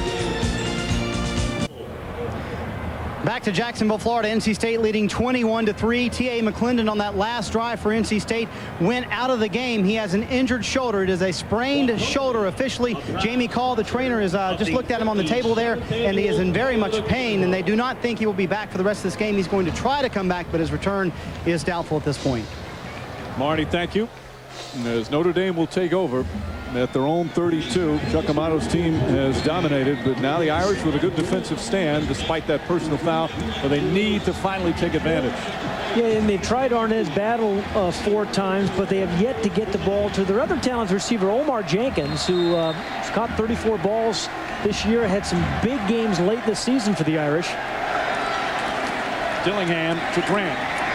And Grant maybe a yard. And first down is going to be key for them, and they are getting stuffed on first down. Pat Thomas, who has been so active today with another tackle.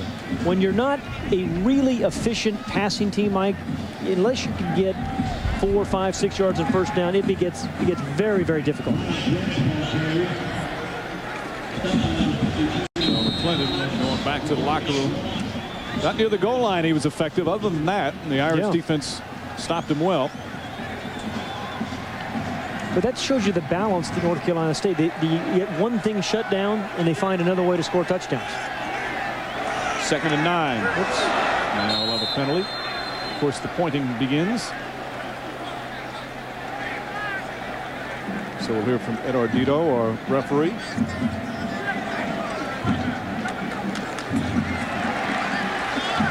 Wow. Boy, jeez.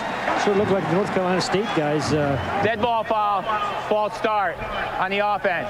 5-yard penalty, still 2nd down. I didn't see anybody move there, did you? That doesn't look like a good call. Okay, look at it one more time. No, that's that should be a North Carolina State. Yep, that's a bad call. But it's 2nd and 14 for Notre Dame. So Dillingham in the shotgun. Grant has some room. Ryan Grant gets up near the 40-yard line. Terrence Holt on the tackle. Excuse me, Mike. They started the game like that with some real solid runs with Ryan Grant. And then they just kind of ran out of gas. They just didn't have any of the consistency. Now, this is a good bounce by Ryan Grant. Inside and then outside. Stevenson, number 74, did a pretty good job on his guy. Jeff Fain, the center. But that was a good read and then bounce by Ryan Grant. I know it's still early here in the 3rd quarter, Pat, but this is a huge 3rd down play. Indeed. And Arnez Battle has generally been the guy they try to get the ball to in these situations. That's Battle in motion. That's Battle with the football. Maddox hits him. Battle's still going. Great run. And he appears to have the first down. Maddox, who's a hard hitter, got a lock on him, but Arnez Battle kept going. Determined run by the senior Arnez Battle, who knows what's at stake. You said it was a big play. I think Arnez heard you. He certainly knew it. They had to have a first down. He got it for him. Move the chains. But they're still, they cannot afford to be too methodical. He gets hit short of the first down marker. You could see it. And then really actually the hit by George Anderson, number 34, the defensive end. Kind of pushed him away. It looked like he dropped the ball at the end. Well, that looked like pretty close to a fumble, if not one. But they do get a first down. Dillingham, quick drop, looking for Omar Jenkins, and there's a penalty. There it is. Marcus Hudson with interference. And that's what they need to give your wide receivers some chance. Now, Marcus Hudson, number 1, is a pretty stout corner who likes to jam you. Good size, 6'1", 193 pounds, just locks on you. But he really is kind of hanging on Omar Jenkins way too long. And they get the call. They didn't disguise it at all. Pass interference on the defense. 15 yards from the previous spot. First down. I told it before, but Pat Dillingham, I think, is one of those great Cinderella stories in college football, Mike. A year ago or last spring, 14 quarterback for Notre Dame. Non-scholarship player. Matt LaVecchio transfers. Jared Clark gets moved to tight end. Next thing you know, he's the backup quarterback and with a full scholarship at Notre Dame. Then he started the Stanford game after coming in from Michigan State. Has had his moments. And Ryan Grant gets some moments. Grant gets down to the 32, close to another first down. There's Andre Maddox in on another tackle. Best sequencing of plays we've seen from Notre Dame. A little run, mix in a couple of passes. Even if you don't complete it, you got the penalty. Real good pull here by Sean Mulligan, number 65, the right guard. Watch him. Mulligan kind of knocks his guy out. That's Burnett. And then the good read by Ryan Grant. There's so much that goes into being a running back. You have to be physical. You have to be fast. You have to be able to take shots like that. But you have to be smart and patient. And that's what Ryan Grant was on that run. 2nd and 1. Right back to Grant. Oh, Grant hit right away. As Sean Price knocks him down. Yikes. I'd stay away from Sean Price. You know, the other guy was in there was 34, George Anderson, their other end. Sean Price. Anderson has had another good year for them. Here's Price. Well, you know, you just cannot leave him unblocked. It's one of those plays where the tackle just kind of bumps this guy who's going to block a linebacker, but you can't leave him alone. Hey, Pat, you know, I know it's still early in the 3rd quarter, but this is a big 3rd down play. I think I've heard that before, but it's true again. But you know what? They have to go for it if they don't make it. So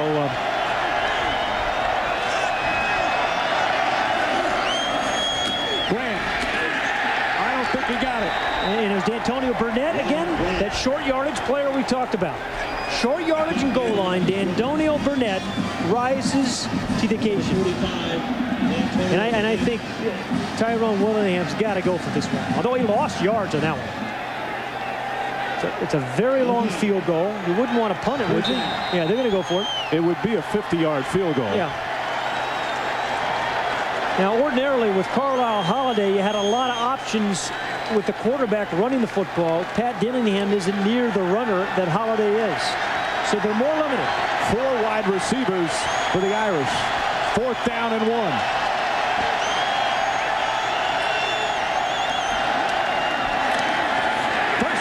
And more. Ryan Grant with a big play for Tyrone Willingham. And a good run. Fain and Mahan and Milligan.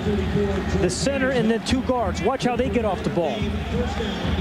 They stay low. They drive the defensive line. North Carolina State back for one of the few times today. And then Ryan Grant. That's an ugly run, but that's what you want on 4th and 1. You don't want to try to make 40 yards. You need 2 yards, and that's exactly what he got. So they're down to the Wolfpack 29. Dillingham, incomplete. Battle going the wrong way, or Dillingham's passed the wrong way. Lamont Reed right there on the cover. I think Pat Dillingham saw Lamont Reed, number 28, jump what he thought was going to be a slant. Arnez Battle saw the same thing and said, hey, I better go outside here. So good play by Lamont Reed.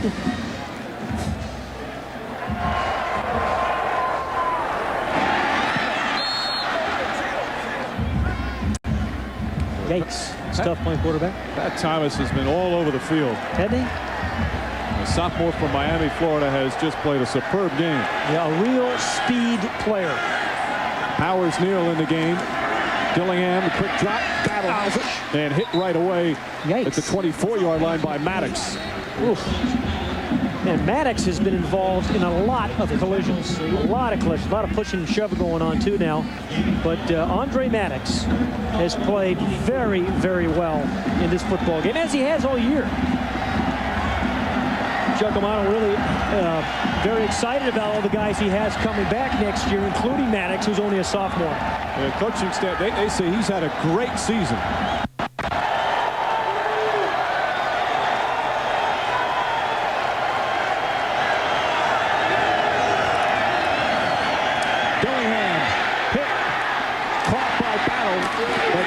First down. Boy. Greg Golden on the coverage. Another penalty. You know, great offense. I mean, they came off the corner with both Maddox and Terrence Holt, the free safety. And Dillingham had no chance. This is a key call right here.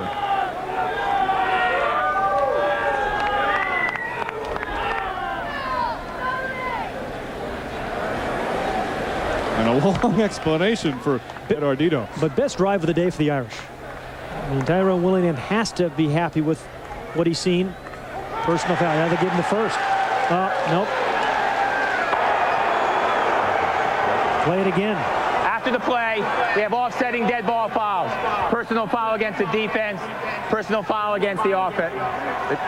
They offset the down counts. So 4th and 5 coming up for the Irish. Did not see where it happened. Now, it looks like they're going to go for it here, which down 21-3. You know, I'd kick a field goal here. I think it's too early to go for it. 6:40 remaining here in the third quarter. And they really haven't thrown the ball downfield particularly well. This is 4th and about 6. It would be about a 41, 42-yard field goal, and Seta has that ability, but Tyrone Willingham going for it.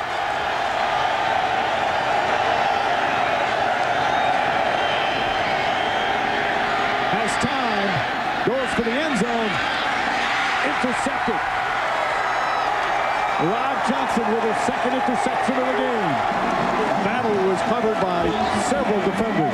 You know, Rob Johnson's a nickelback, and he didn't even start, and yet he's the guy that's intercepted 2 passes. Now, I know Pat Dillingham had to make something happen. You know it's 4th down, you don't get sacked, right? So that wasn't necessarily a poor pass, but you would have hoped somebody would have been more open. They jump on Battle. He's not covered early, and he's not covered late. 3 white jerseys around the Irish receiver. Notre Dame with their best offensive drive of the game, but they come away empty and still trail it 21-3.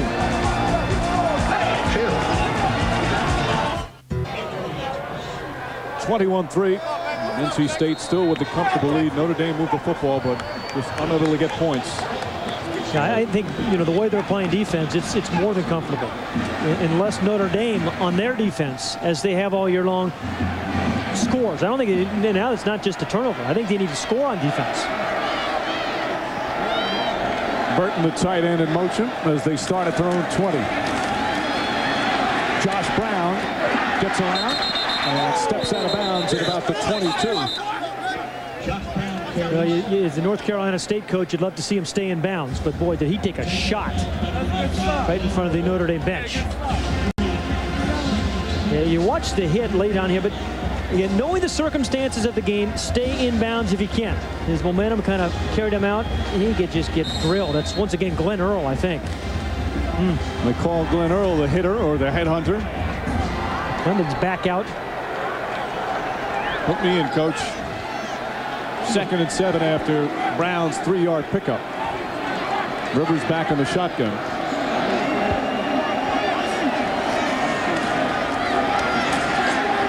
Complete. Devontae Edwards. Preston Jackson on the coverage. Let's send it back down to Marty Snyder. And Mike, there goes T.A. McClendon back on the field. The shoulder is wrapped very tightly. Jamie Call, the trainer, said it's your decision. If you want to go in, go for it. It's a matter of how much pain you can stand. This is a tough young guy. He looked like he was really hurting before, but he tends to have, because he's been nicked up. He's one of those guys that kind of walks around limping a little bit. You know, all year long he's played. He's had an ankle. He's had a thigh. He's broke his wrist. He's had a shoulder. He's been limping around most of the season. He's got a 3rd and 3 right now. Rivers dumps it off to McClendon, but he drops the football. McClendon had a long way to go if he catches that one. Wow. Instead, 4th down, and NC State will punt.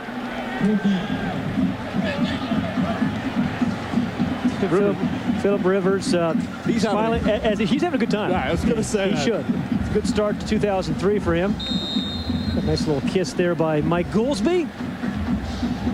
But it's almost like a little shot put in some of those short throws he makes. Herbert will punt. Hasn't had one blocked this year, despite being inconsistent this season. And Duff is going to let it go. Notre Dame with pretty good field position.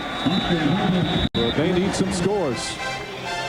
36-yard punt, and the Irish will take over at their 37, down 21-3.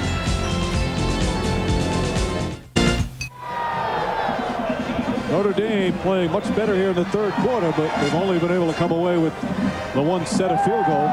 Still trail 21-6.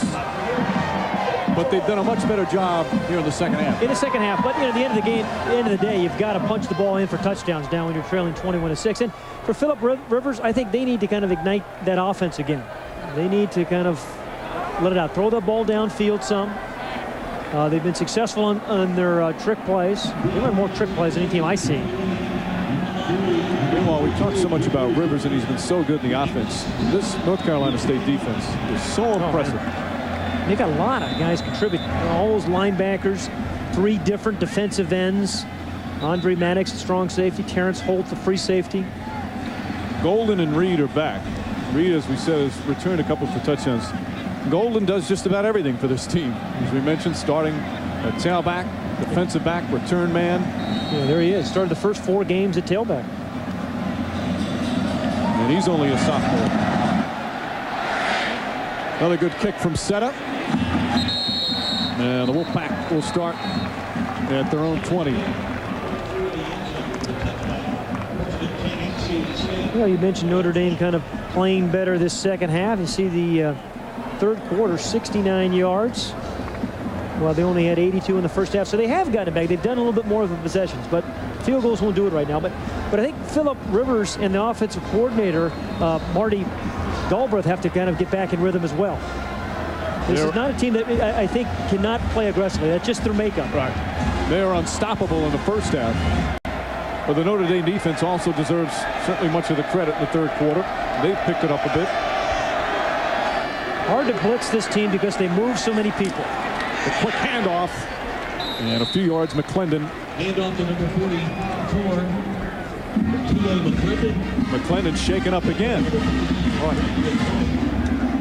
Yeah, that left shoulder. Now you wonder about, again, the smarts banged up. You love the kids Toughness. Wanting to play and going out there and playing hurt. Well, the medical staff, you know, they give you the green light. So if they say he can play, it's not going to be a further injury, and a guy wants to go in, he's going to go in. But boy, he took an absolute shot on that direct hit on that left shoulder. So Josh Brown comes in. Rivers goes into the shotgun on 2nd and 7. Looking midfield, incomplete. Intended for Edwards, broken up by Bible. What a great job, though. Chris Comer, the left tackle, as you see McClendon off on the sideline, did protecting Philip Rivers. Watch down here. He just buries Justin Tuck. Justin Tuck's the Irish best pass rusher. And that's what he's been doing all year, this whole offensive line all year long. Chris Comer, number 70, right there. Big game. Meanwhile, a big play from Garen Bible to break up. It's 3rd and 7 for Rivers. Notre Dame defense a bit inspired here in this third quarter. Rivers hit. Cedric Hilliard. He got right in the face of Philip Rivers. Cedric Hilliard's one of those guys, their nose tackle, size 16 shoe. You know, when they paint those helmets, he's the guy that, hey, they have to paint his helmet twice. He gets so many chips and dents on it. He's right in here. A little twist stunt. Yeah, he goes right through Scott Kustra. You know, they've been returning all day. Maybe they come with a punt block this time. Nope. Herbert. Vontez Duff at the 41. It's up to the 44. So Notre Dame will take over. That's still a little over a quarter to play. 36-yard punt and a 3-yard return. Coming to NBC Fridays, Josh Brolin stars in the new NBC drama Mr. Sterling. That's Mr. Sterling, premiering a week from Friday at 8, 7 Central on NBC. Mr. Dillingham will walk back out on the field for the Irish.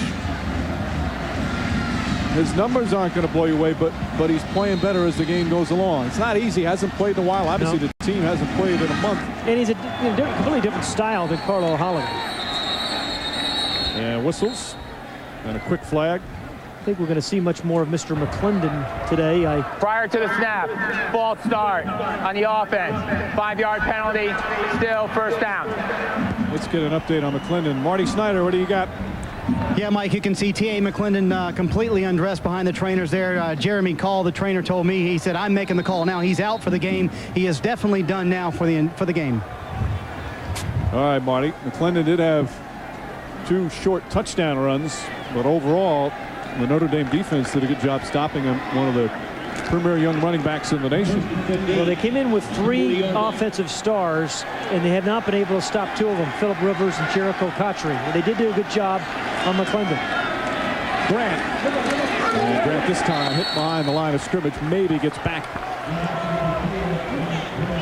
You see that the third quarter's coming to a close. So Notre Dame needs some big passing plays. It's nice to see them establish the run a little bit better, run the ball some, but they need a guy to catch a pass, a 5 or 7 yard pass, and then run 30 yards with it.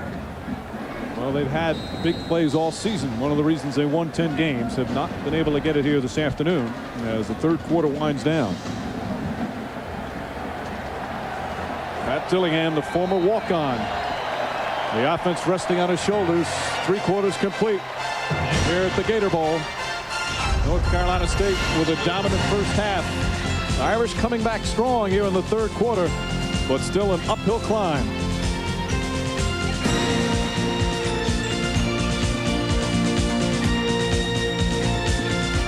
Sing the 1812 overture, wave their hands, and this year, of course, they started waving them in a W to encourage Coach Willingham. But another one is when they go out of the locker room in Notre Dame Stadium, they tap the sign with the famous Ara Parsegan quote, "Play like a champion today." Well, what happens when you go on the road? You take the traveling version. They had one here in the locker room today, put it up.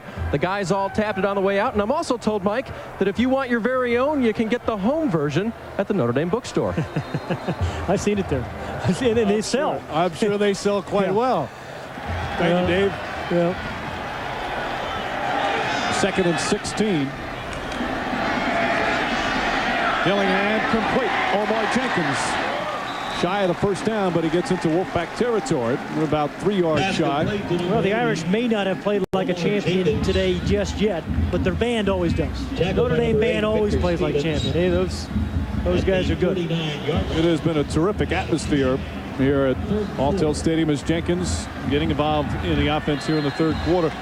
Boy, a lot of NC State fans have made the trek. Yeah, a lot of red out there in the stands here. Whew. As we said, this is a real program on the rise. Meanwhile, Notre Dame trying to get the offense on the rise. Dillingham hit and sacked. Andre Maddox again with another big play. I don't know who's going to be named MVP for North Carolina State for this game, but they could give it to 5 or 6 different guys, and Maddox is definitely one of them. There's some of the red jerseys, or the crowd that you see. North Carolina State, about a 7-hour drive from here, and it looks like maybe 4 or 5 to 1 North Carolina State fans here, but Maddox gives them much to cheer about. Bilbo back on the punt. Too long for a fake punt. Gets off a beauty. Hatcher's going to try and run it. And River McKnight. A penalty marker thrown. Yeah. Maybe the old halo rule. You know it's really going badly for Notre Dame when they violate the halo rule. Number 5, Raymond McKnight. First and 10, NC State. So it goes against Notre Dame. It's a 39-yard punt. A good one from Hillbold. But once again, problems for Tyrone Willingham's team. But you mentioned a little bit earlier, Mike, Interference with the opportunity, violation of the halo rule. 10 yards from the spot of the foul, first down. I'm looking at that. It looked like he had 2 yards to catch that ball. I don't think. I agree, Pat. That's not a violation. But it'll stand. And the Notre Dame defense once again looking to come up with a big play. The Toyota Gator Bowl is brought to you by Toyota. Get the feeling. Still 13 and a half minutes remaining, fourth quarter in Jacksonville. Notre Dame trailing 21-6. And you just get the feeling that the Wolfpack offense, so potent in the first half, is due for a couple of plays, although they're without T.A. McClendon. Defense has been just as good as their offense today. Absolutely. But the Notre Dame defense with a strong third quarter. That's Burton, the tight end, in motion. Rivers under pressure. Complete. Peterson with the catch. Knocked out of bounds by Walton. Let's send it down to Marty Snyder. All right, you guys talked about the loud NC State fans that are here. This is the sellout. the second fastest sellout in Gator Bowl history. Now, Raleigh is about 400 miles from here, but you would never know it where I'm standing. NC State sold 14,000 more seats than Notre Dame did. I can't hear myself, so I don't know if the play's going on or what, but Mike, back to you. I'm sorry, Mart, I didn't hear you. Can you say that again? Devontae Edwards with the reception and close to a first down. Walton throws him out of bounds again. Well, you know, it's amazing to me. Notre Dame has been playing football for 115 years. They're an independent, and yet this is the first time these two teams have met. Another injury to an Irish player, Mike Goolsby, their outstanding middle linebacker. So it's surprising this is the very first meeting between these two programs. Chuck Amato saying that he really wants to create a long-term program. Wants North Carolina State to be known not just for its basketball teams, but for its outstanding football. You know, he's had 3 good years. It's not just this one. You know, he's 25-12 as a 3-year head coach there. As we said, beat Florida State last year in Tallahassee. Beat Florida State at home this year. Big rival of North Carolina. Beat them. Of course, he was before he went to Florida State, was an assistant here with the Wolfpack. After, as we said earlier, being a player, football player, and a wrestler. But and you know, his dream to come true to come back. He was kind of passed over 3 times for the head coaching job. Very disappointed, but they got it right this time. Meanwhile, Goolsby, yet another Notre Dame player hurt.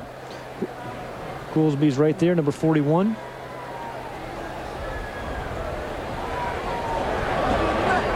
Boy, clean block by Scott Koolstra, but that's 325 pounds that fell on top of him.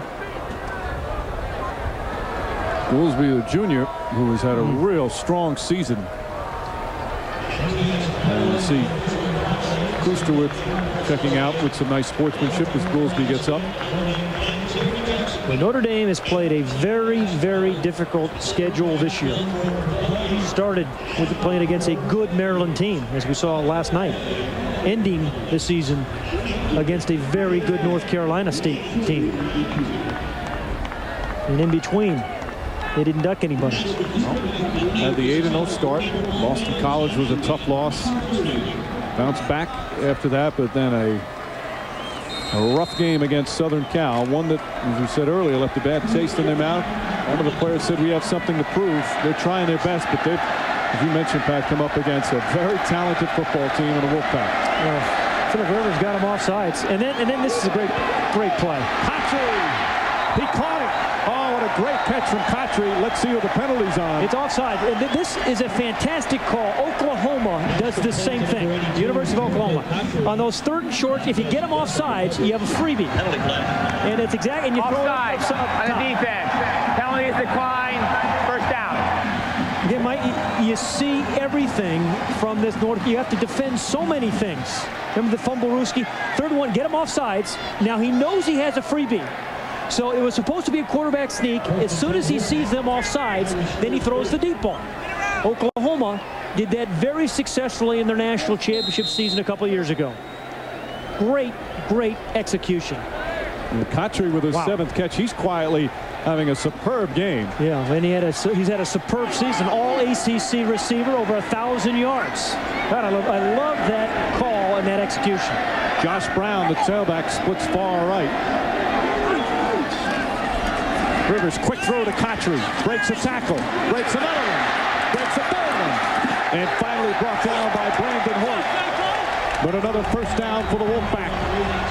No, I haven't seen Notre Dame miss this many tackles many times this year. Yes, they had it in rough against Southern Cal again today, but they are missing a lot of tackles because A, they've been on the field so doggone long, and B, these are some talented players. Kotry's back next year as well, only a junior. Kent Baer, the defensive coordinator. Boy, what a tough assignment he has drawn today. One of the most potent offenses in the nation. North Carolina State, they stalled a bit there in the 3rd, but looking alive now. Ball's with 22. Rivers going for the end zone. Overthrew Peterson. Boy, Walton with some good coverage. That little corner route, one-on-one against Shane Walton, had him, and had plenty of time. Again, fantastic protection for Rivers. One of the first poor throws, really, by Phillip Rivers with an open man for a touchdown. Jed Paulson at center, Riggs and Locklear at the guards, and Kustra and Comer really have had a magnificent game, Mike. Really magnificent. Putting an exclamation point on what has been a terrific season for that front line. Again, that movement that takes off the edge on a safety blitz or a linebacker blitz because everybody had to move. Brown on the handoff. Brown, nice move. And whacked, but not before he gets down to the 12. Glenn Earl, the tackle. When Glenn Earl hits you, you go down. But what a nice run by Josh Brown. He's a complete different look than McClendon. Absolutely. Quicker, can dance around. One more time, good block, and we've seen great passes. Look at the job up there, the drive blocks by Jed Paulson, in particular, the center. A great block by Paulson and Locklear. And then some nice moves by Josh Brown. Then he gets drilled by Glenn Earl. NC State trying for a touchdown, and although it's still early in the fourth, the touchdown here could just put this one out of reach. Well, the way their defense is playing, you're absolutely right. The handoff again. Brown. Ooh. Still going. Gets down to the 7-yard line. Well, he was hit hard by Justin Tuck, but it wouldn't knock him down. Yeah, and by Glenn Earl. But we've been raving about the way Glenn Earl tackles as well, but he just runs right through those guys. Justin Tuck, first he gets through the tackle of Brandon Hoyt. Watch number 19, that sure tackle. That's a solid tackler that he ran through his. So Josh Brown has some, movement. You got some deft, quick feet, but he's got some power as well, as you just saw on that run. I like what Amato says. Josh Brown's as quick as a hiccup. 2nd and 5, ball at the 7.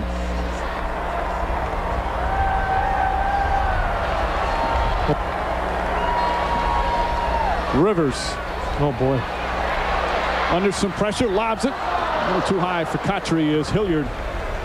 Campbell, actually Campbell with a good pressure. Edwards on the other side, though, Mike, was wide open. Devontae Edwards, number 14, in the right corner. Easy touchdown. So Phillip Rivers does a great job of seeing most of the field. But watch over here. Watch what happens. There he is, right there. He's open by a good 5-6 yards. Well, you can't blame Rivers, though, for looking Cotchery. No, I don't think you're right. The way he's been playing. Yeah, absolutely right. 3rd down and 5. Touchdown, the tight end, Sean Burton.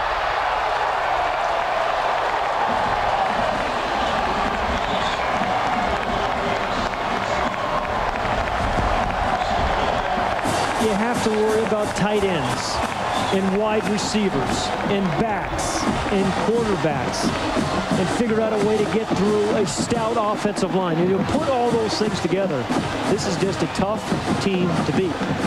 I'm surprised they lost 3 games. 3 close games in a row. They bounced back beautifully with a victory over Florida State, and now capping it off with a dominant performance here in the Gator Bowl. Burton with his 2nd touchdown of the season. Phillip Rivers with his 2nd touchdown pass of the game. And when you have a big tight end, 6'4", Sean Burton, I mean, that is a terrific target. He's down here left of the screen. Patient throw, good read by Phillip Rivers, and he's read so well all day long. And you can only have one happy team and a pretty happy coach. A superb performance from Chuck Amato's Wolfpack.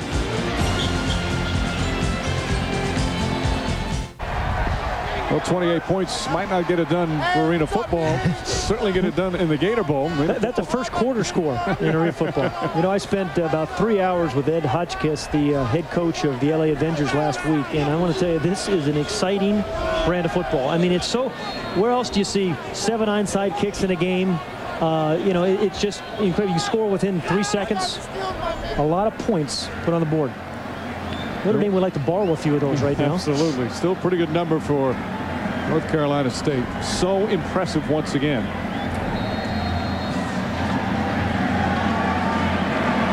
So Kiker will kick off. Duff and Battle back once again. Montez Duff at the 1.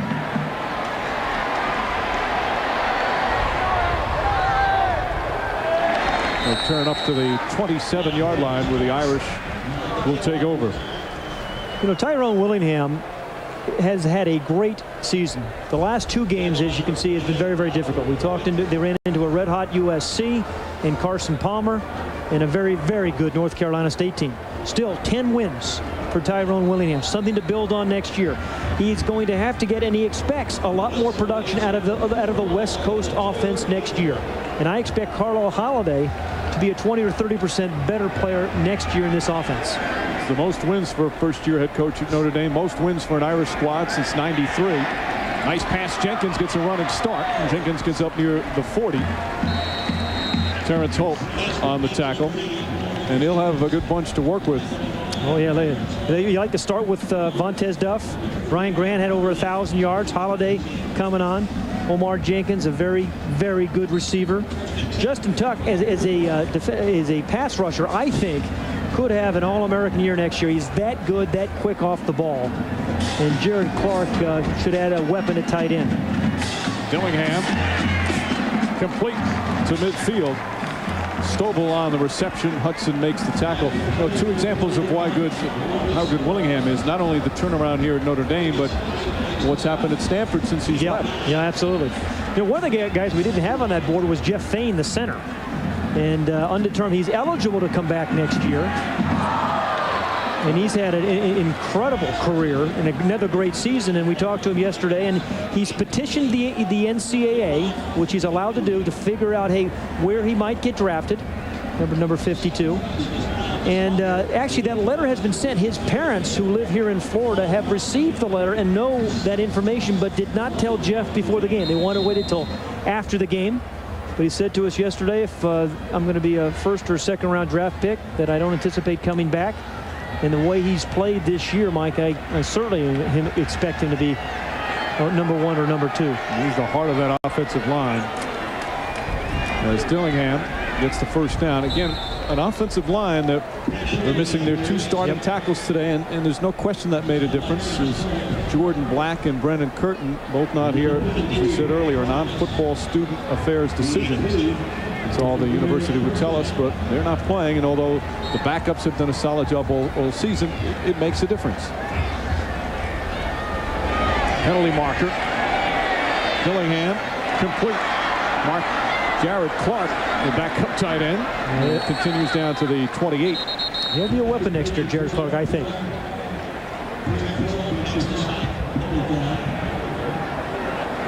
So we'll see what the flag is. You know, good teams, Mike, have real good leadership in the offensive line. Notre Dame, Sean Mahan was elected one of the permanent captains, number 79 for the Irish, one of the permanent captains at their banquet this year. So they've gotten great play out of Jeff Fain and great leadership out of Sean Mahan. And just let's hear from illegal shift. 2 men moving at the same time. 5-yard penalty from the previous spot. Still first down. And just the attitude he's brought back, and so many of the fans he's brought back. But you know, Bob Davie didn't leave an empty empty cover. There is a lot of good players here. It's not an easy place to coach. Ball batted down, nearly picked off. Pat Thomas right there. What a surprise. I'd hand out 7 Player of the Game awards to North Carolina State players, that he'd get one of them, and that might not be enough. It has been a team effort. You know, we talk about turning around what Chuck Amato's done in such a short time. Watch Thomas just not stop pursuit. It's amazing. A guy like that's had that kind of day and nobody blocked him. You would think, hey, let's find out where number 52 is and make sure we get at least 1 blue jersey on him, maybe 2. Wow. 2nd and 15.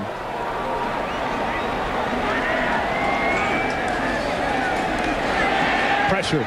Dillingham gets it to McKnight, and he is hit right away. Andre Maddox both rushed the passer and made the tackle on the same play. Unbelievable. This guy is incredible. North Carolina State has an interesting game next September. I think they go to Columbus and play Ohio State, which will be interesting. That's what you got to do. They go downfield for McKnight. Oh, beautiful catch for McKnight. Did he hold on? It appeared incomplete, and that's the ruling. Lamont Reed right there on the coverage. McKnight said he caught it and was down. That's what we talked about, using your hands, and I think he's a freshman receiver, but he's a talented one. If you go up and get it with your hands, you're going to secure the ball. I think he kind of waited for it to get to his stomach. No, I take that back. That's all he could do on that play. That's just a good play by Lamont Reed. Yeah, that's a good defensive play. McKnight made a good effort on it, but Reed was a little bit better. So 4th down with 8:43 remaining here in this 4th quarter.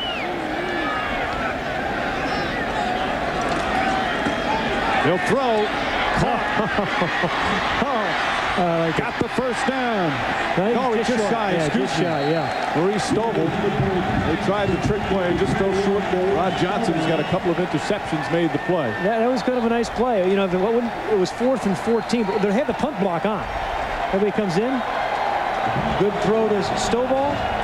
And had it been 4th and 10, he would have made it, but it was 4th and 14. So NC State will take over. They have been command throughout. 28-6 with 8:39 remaining. And now what Tyrone Willingham and Chuck Amato hoping for is to get through this game without getting any of your players hurt. We've already had enough hurt. This offense has set records this year for points, for total yards, for first downs, a number of individual marks. Rivers going downfield for Kotchery. Overthrows. That was that double move on Vontez Duff that we talked about at the very top. They said to us, Vontez Duff, good corner, but he bites. And they try to double move him, Jericho Kotchery, but Vontez Duff was not fooled on that one. PGA Tour's good top coverage. players compete for one of the most prestigious. Rivers, meanwhile, who's been so accurate today. March 23rd to March 30th. He enjoys. He gets a rest when he gets on the football field. Rivers, who married his grade school sweetheart, they just had a baby girl, so he gets more rest when he's out on the football field sometimes. Very mature young guy. Complete to Burton. You know, it was nice meeting Phillip Rivers yesterday, and he walked in a room, big smile on his face, has a great presence about him. Really mature. Chuck Amato said, you know, he came here, he was 18 years old, going on 30. He's that kind of maturity to him. When was the last time you saw a high school coach whose son was the nose tackle? Aren't they always the quarterback? I want to meet one high school coach who's his son's nose tackle. Rivers, meanwhile, his backup, Jay Davis, when his wife was pregnant, when Rivers' wife was pregnant, was hoping that she would have triplets, so he'd had to go to the NFL to get the money. But he's got another year at NC State. And he said he's coming back.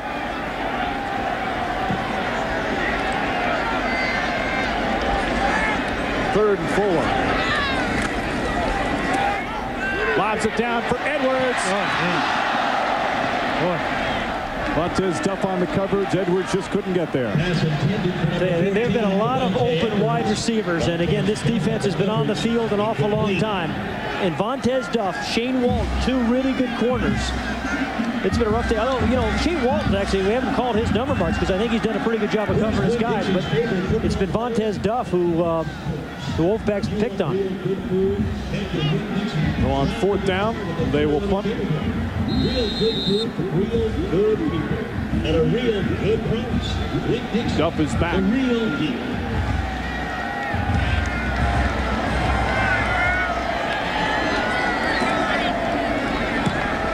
Low kick, but it'll sail into the end zone. So Notre Dame will take over at their own 20. But today, it's been North Carolina State. 1st and 10, Notre Dame. 28-6 here late in the 4th.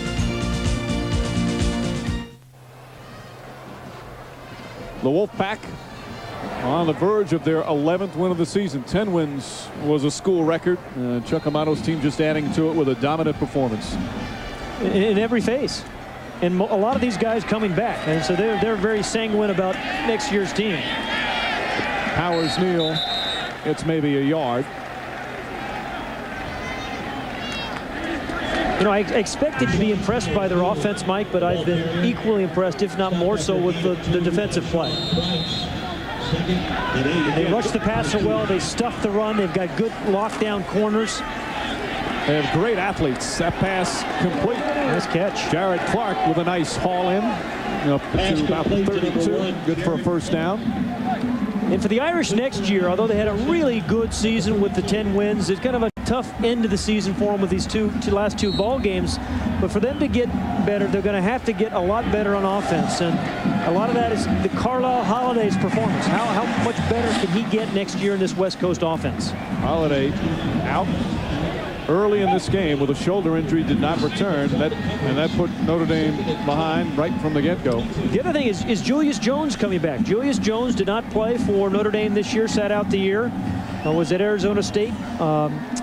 And he has to petition the school. I'm told he wants to come back to Notre Dame, but he's got to petition the school. Have done well at Arizona State, and if they let him in, Tyrone Willingham will have a very good running back with Julius Jones back and Ryan Grant back.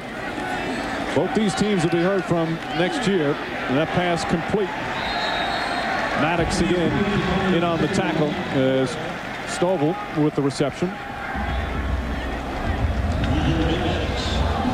Tough assignment for Dillingham to step in today, especially with the way this defense has played.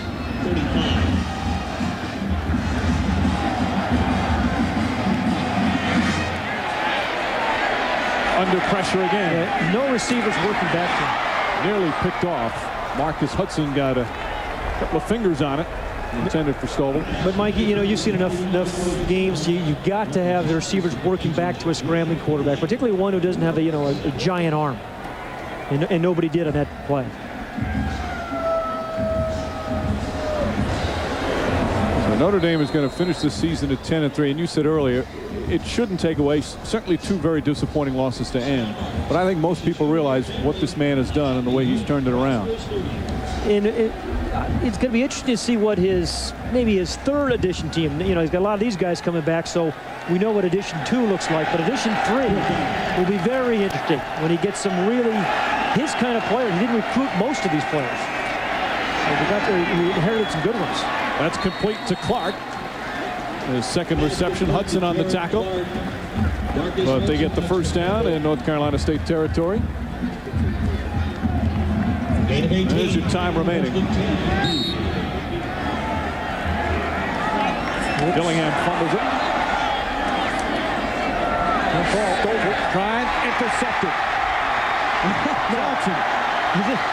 Johnson again. Third interception of the game. Unbelievable. He has more receptions than a lot of those Notre Dame wide receivers. Just another in the long line of guys who can get player of the game for you, Pat. Yeah, exactly. Add him to the list, too. An Irish player injured.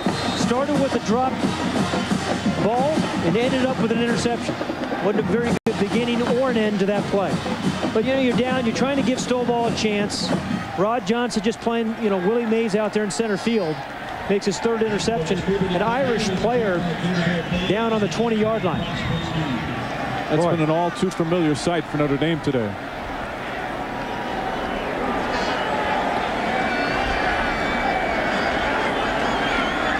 Dillingham with his third interception. There's one thing Carlisle Holiday didn't do much is turn the ball over. Right. 10 touchdowns, only 5 interceptions, and I believe that is Pat Dillingham's 6th interception of the year. Nice to see Maurice Stovall up. Now number 7. 7, excuse me, 7. Yeah, so Carlisle Holiday protected the ball much better than Pat Dillingham has. And it's just to beat a team of North Carolina State's caliber with a backup quarterback, with all due respect to Dillingham, it's just so tough to do. Well, there's 10 other teams that didn't. The starting quarterbacks. Right.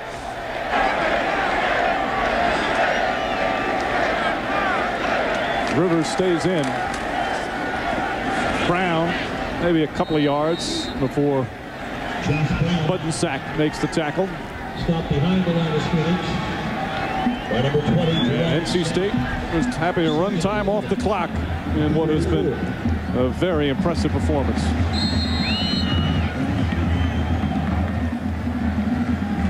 Today's 1st and 10 line brought to you by Toyota. Is a proud sponsor of the 50 Plenty of 1st and 10s for the Wolfpack offense. All season long they've been strong.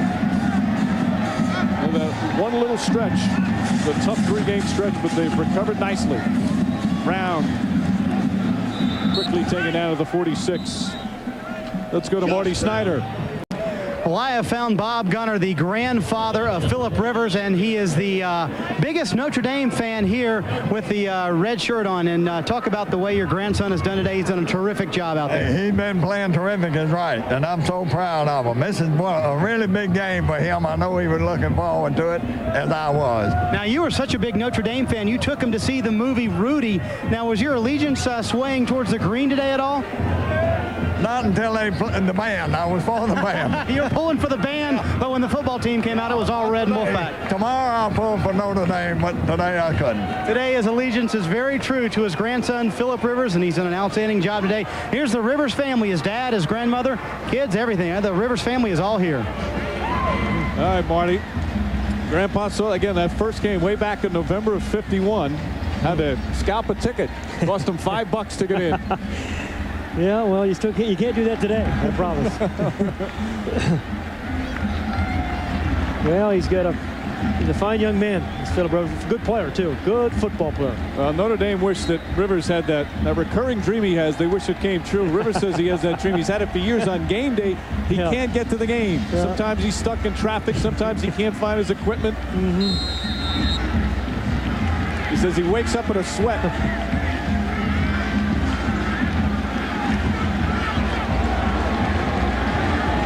So 3rd and 13.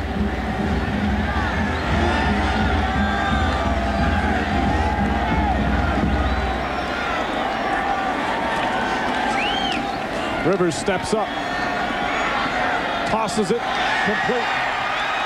Cotchery again. Jericho Cotchery, a terrific game. Coming to NBC February 2nd, it's the high-octane-powered Arena Football League. Don't miss the rematch of last year's Arena Bowl as San Jose takes on Arizona.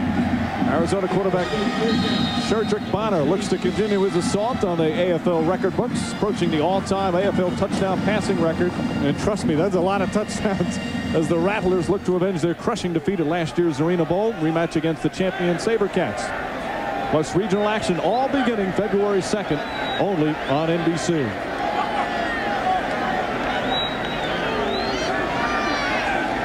On first down, Cotchery again.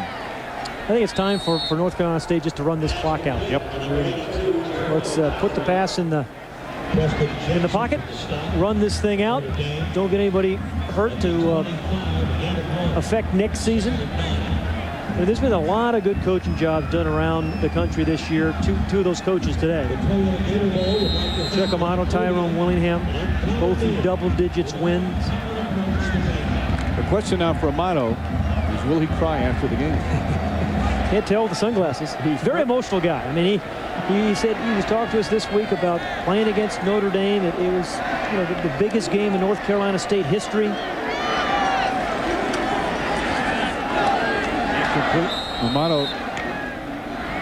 Amato cried when he got the job. He cried when he first beat Florida State. And you see, you talked about this earlier, Pat. Changing into the guard. Virginia, good ACC team beats a real good West Virginia team. Wake Forest over Oregon. How about at Wake Forest? Maryland. Clemson lost, but Georgia Tech lost. It looks like the Wolfpack are going to win here today. So the ACC, everybody thinks about it as a basketball conference, but they've played very, very good football. Really, the last couple of years. Florida State, we've all known about, but it's really the Marylands, it's the North Carolina States, the Wake Forest. It's those teams that are really on the rise. And you said a lot of basketball championships, including the Wolfpack back in '83 under the late Jim Valvano. And that pass incomplete. The pressure as Rivers is hit by Buttenzak. See, it looked like Justin Tuck gave him a little late shot, and then I think his center, Jed Paulson, came back to protect his quarterback. So it started with a hit by Rivers by Justin Tuck. He thought, he being Jed Paulson, the center, thought it was a little late and came up and pushed Justin Tuck. This is you and your family. Happy prosperous New Year. So the frustration a little bit for Notre Dame, and maybe, Pat, they might not be happy with 28-6 and Rivers is still throwing the football. Well, I mean, I agree with that. I think now's the time to run the thing out. I mean, you've got this game clearly in hand, 3:43 left. Watch at the end of the play here. with button sack and tuck. Nothing late there. That's not late, but it comes up a little bit later. Tuck does that to him. That's what Jed Paulson was upset about. And absolutely no need for that. But I do agree with you. There's no need to be throwing a football downfield right now for Amato.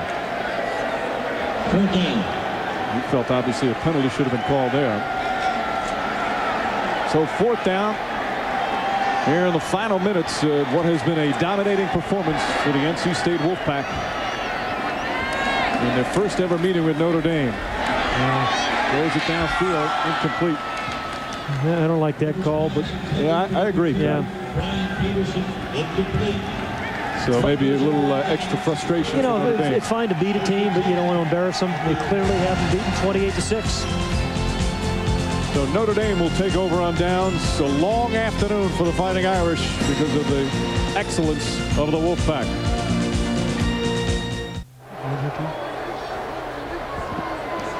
28-6, North Carolina State in command as they've been throughout. And coming up next on NBC, Mataba Life presents Brian Boitano's Skating Spectacular. Join Olympic gold medalist Boitano and fellow Olympic heroes Christy Yamaguchi, Nancy Kerrigan, and more for this New Year's Day extravaganza on ice. Plus, don't miss a special appearance by short track speed skating gold medalist Apollo Anton Ono. Mataba Life presents Brian Boitano's Skating Spectacular coming up next on NBC. As Arnell's Battle gets up. And you know what? Nice career for Arnez Battle at Notre Dame. Came in from Louisiana, got put in some real tough situations, including when he was a freshman, was it? I think it was a freshman year. He had to play quarterback at Notre Dame. Wasn't quite ready for it. Had some good games at quarterback. Broke his wrist. Change of position. Change of coaches. And in spite of all, he's kept his nose to the grindstone. Worked hard and had a very solid season. Wibsat with a hit. Let's go back down to Dave Snyder. Dave Burns, excuse me, Dave. Yeah, that's all right. Marty and I are good friends. But, you know, the Fain story that you talked about, Jeff Fain, the second-team All-American center who is possibly going to go to the NFL. You guys mentioned earlier he sent his letter to the advisory board, or his request to the NCAA advisory board to find out whether or not he might have good prospects in the NFL this year. Now, they send letters out back to the families, and we thought maybe the parents had received that letter with the information. Well, they've been here since Monday. The letter might be at home. They don't know yet. All right, Dave. Fain, by the way, we talk about guys who were Notre Dame fans growing up, and there's almost an interception. Fain is one of those guys who was a Florida State fan growing up. In fact, went to a place called Seminole High School. Will love Bobby Bowden, but decided to go to the Golden Dome. And we're at that point of the game where guys are almost intercepting the pass where we don't have their numbers. We don't have their names or numbers. Well, we have his numbers, 20. And you can get the feeling he's kind of a popular guy in the team because when he missed that interception, there's a lot of guys in the sideline that were really pulling for him. But he's not on the depth chart. That's complete to Jared Clark. So they're fired up on the sidelines for guys who have no doubt put a lot of practice time in. You know, you have a first team, you have a second team, you have a third team, and all those guys are listed on the roster. Number 20 is not on any of those teams because he's not on the roster. But he got in. Bellingham complete to Battle. And he's taken down at about the 34. Marty Snyder, your turn. Yeah, there's 26,500 NC State fans here. A lot of them obviously from the state of North Carolina. I just had one of them yell at me. Isn't Jeff Gordon hosting Saturday Night Live in a couple of weeks? Indeed, he is. January the 11th, 11:35 on your NBC station. And I can't wait to see what kind of jokes they play on him because, you know, we have to work with him a lot. Dave and I do. And, you know, he's in need of a few jokes played his way. We'll find out, Marty. Ronnie Rodimer with his first reception. 2.5 remaining in what has been just a glorious day for NC State football, capping off their best season ever. Bellingham going for the end zone. Intended for McKnight. I thought the best story in football this year in the country, though, and I don't know the exact names. You can follow the story of the high school kid in Ohio. He was a disabled young man, and he was a senior. Came out for every game, every practice. At the last game of the year, They gave the ball, and both teams allowed him to score the touchdown. It was just a fabulous story. There wasn't a dry eye in the stadium, and both coaches deserve credit for putting that ahead of everything else. And you love about the team that was playing defense, were on the verge of a shutout. Yes. And they were a great defensive Absolutely. team. Took pride in their shutouts, and they gave it up so they could give this young man a special moment. And that's what I thought about when I saw number 20 there for North Carolina State. Dillingham under pressure. Battle with a nice catch. Taken out of bounds at about the 12. Well, I'll tell you, there's another Irish fan who's going to be disappointed. Condoleezza Rice, National Security Advisor, is here as a friend of Tyrone Willingham. They were at Stanford together. She was here for the last couple of days with the Irish team. She may have been commuting back and forth to Washington for all I know, but she was here for a New Year's Eve celebration in the game today. There'll be a lot of those in red celebrating tonight here in Jacksonville. Battle with the catch. Holt quickly brings him down. Pass complete to number 3, Arnold's Battle. They've already started on the sideline. He's still getting congratulated. And it all starts with the head coach who's turned this around, Chuck Amato. Yeah, it's Sinford. Hey, you got to turn around so we know who he is. It's Sinford. Take the helmet off. Yeah, there you go. Yeah, thanks. Oh boy, haymaker. Boy. Yep, there's a roughing the passer penalty. So a late hit there. Corey Dawson coming in. Let's go back down to Marty. His name is Joe Sinford. He is a walk-on, and his nickname on the team is honestly Rudy. They've called him Rudy ever since he walked onto the team, and Phillip Rivers ran to the band, started the chant, Rudy, Rudy, and they all cheered him on. What a great moment for a walk-on to be able to intercept the ball here late in the Gator Bowl. And Pat Dillingham is hurt. He just got smacked. And remember, they do not want Chris Olsen, their guy they're trying to redshirt. But Pat Dillingham was very shaken up after that last play. But he'll stay in the game. Just 1:38 remaining. Notre Dame trying to punch it in with a score here. First and goal at the 3. McNair, and gets down near the 1.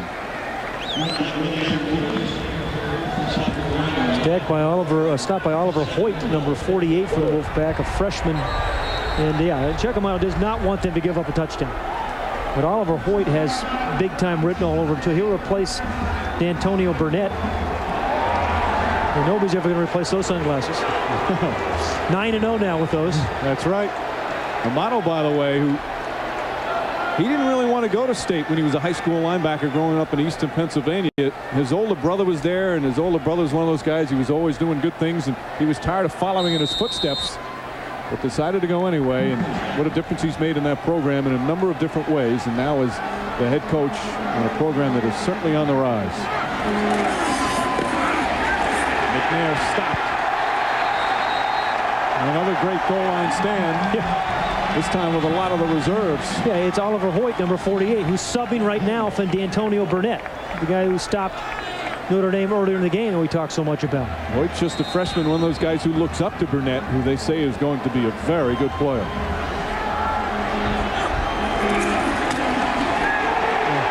Just got drilled. And that was by Lawson, I think, number 91. Dillingham tries it. And Dillingham calls timeout as Amato gets wet. You don't mind that as a coach. He tasted to make sure it was the proper flavor Gatorade that he likes the most. But when that's happening, you've won the ball game. So as cold as you are, you're happy about it. Many will feel the biggest win in North Carolina State football history. Their 11th win of the season as they just add to a record-setting year. So the math major put enough numbers on the board today. Well, he says Italians cry when they're happy. I have a feeling we're going to see some tears.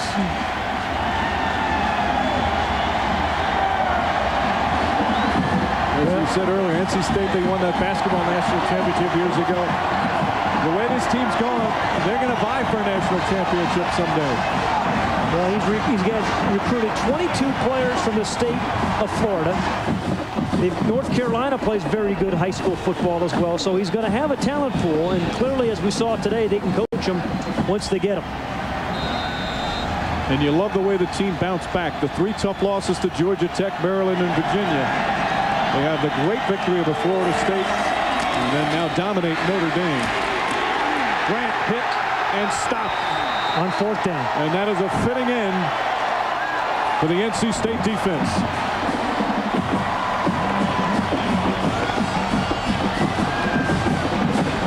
And perhaps as well for the Notre Dame offense. This North Carolina State defense did it in the first quarter, the second quarter, the third quarter, and now to preserve at least the touchdown shutout. Notre Dame did score 2 field goals. They rise to the occasion again. Lawson, Hoyt, and a team of others. And George Anderson as well. It'll be interesting to see what position Lawson plays next year. Could be a tight end, could be a wide receiver, could be a linebacker, defensive end.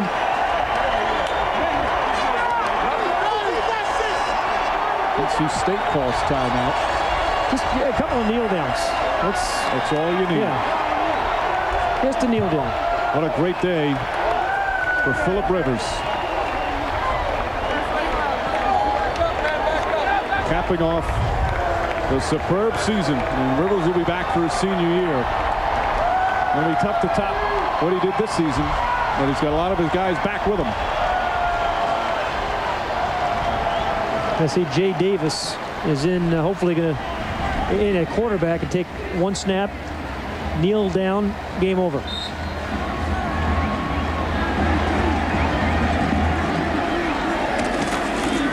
And Davis just goes forward, pushes up a little bit.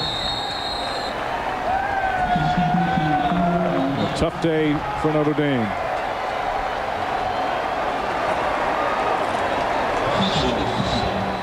NC State now 11-3 this season. Notre Dame falls to 10-3. That'll do it. Well, indeed, a happy new year for the Wolfpack. The finishing touches on the best season in the program's history. Chuck Amato's team dominates the Fighting Irish of Notre Dame.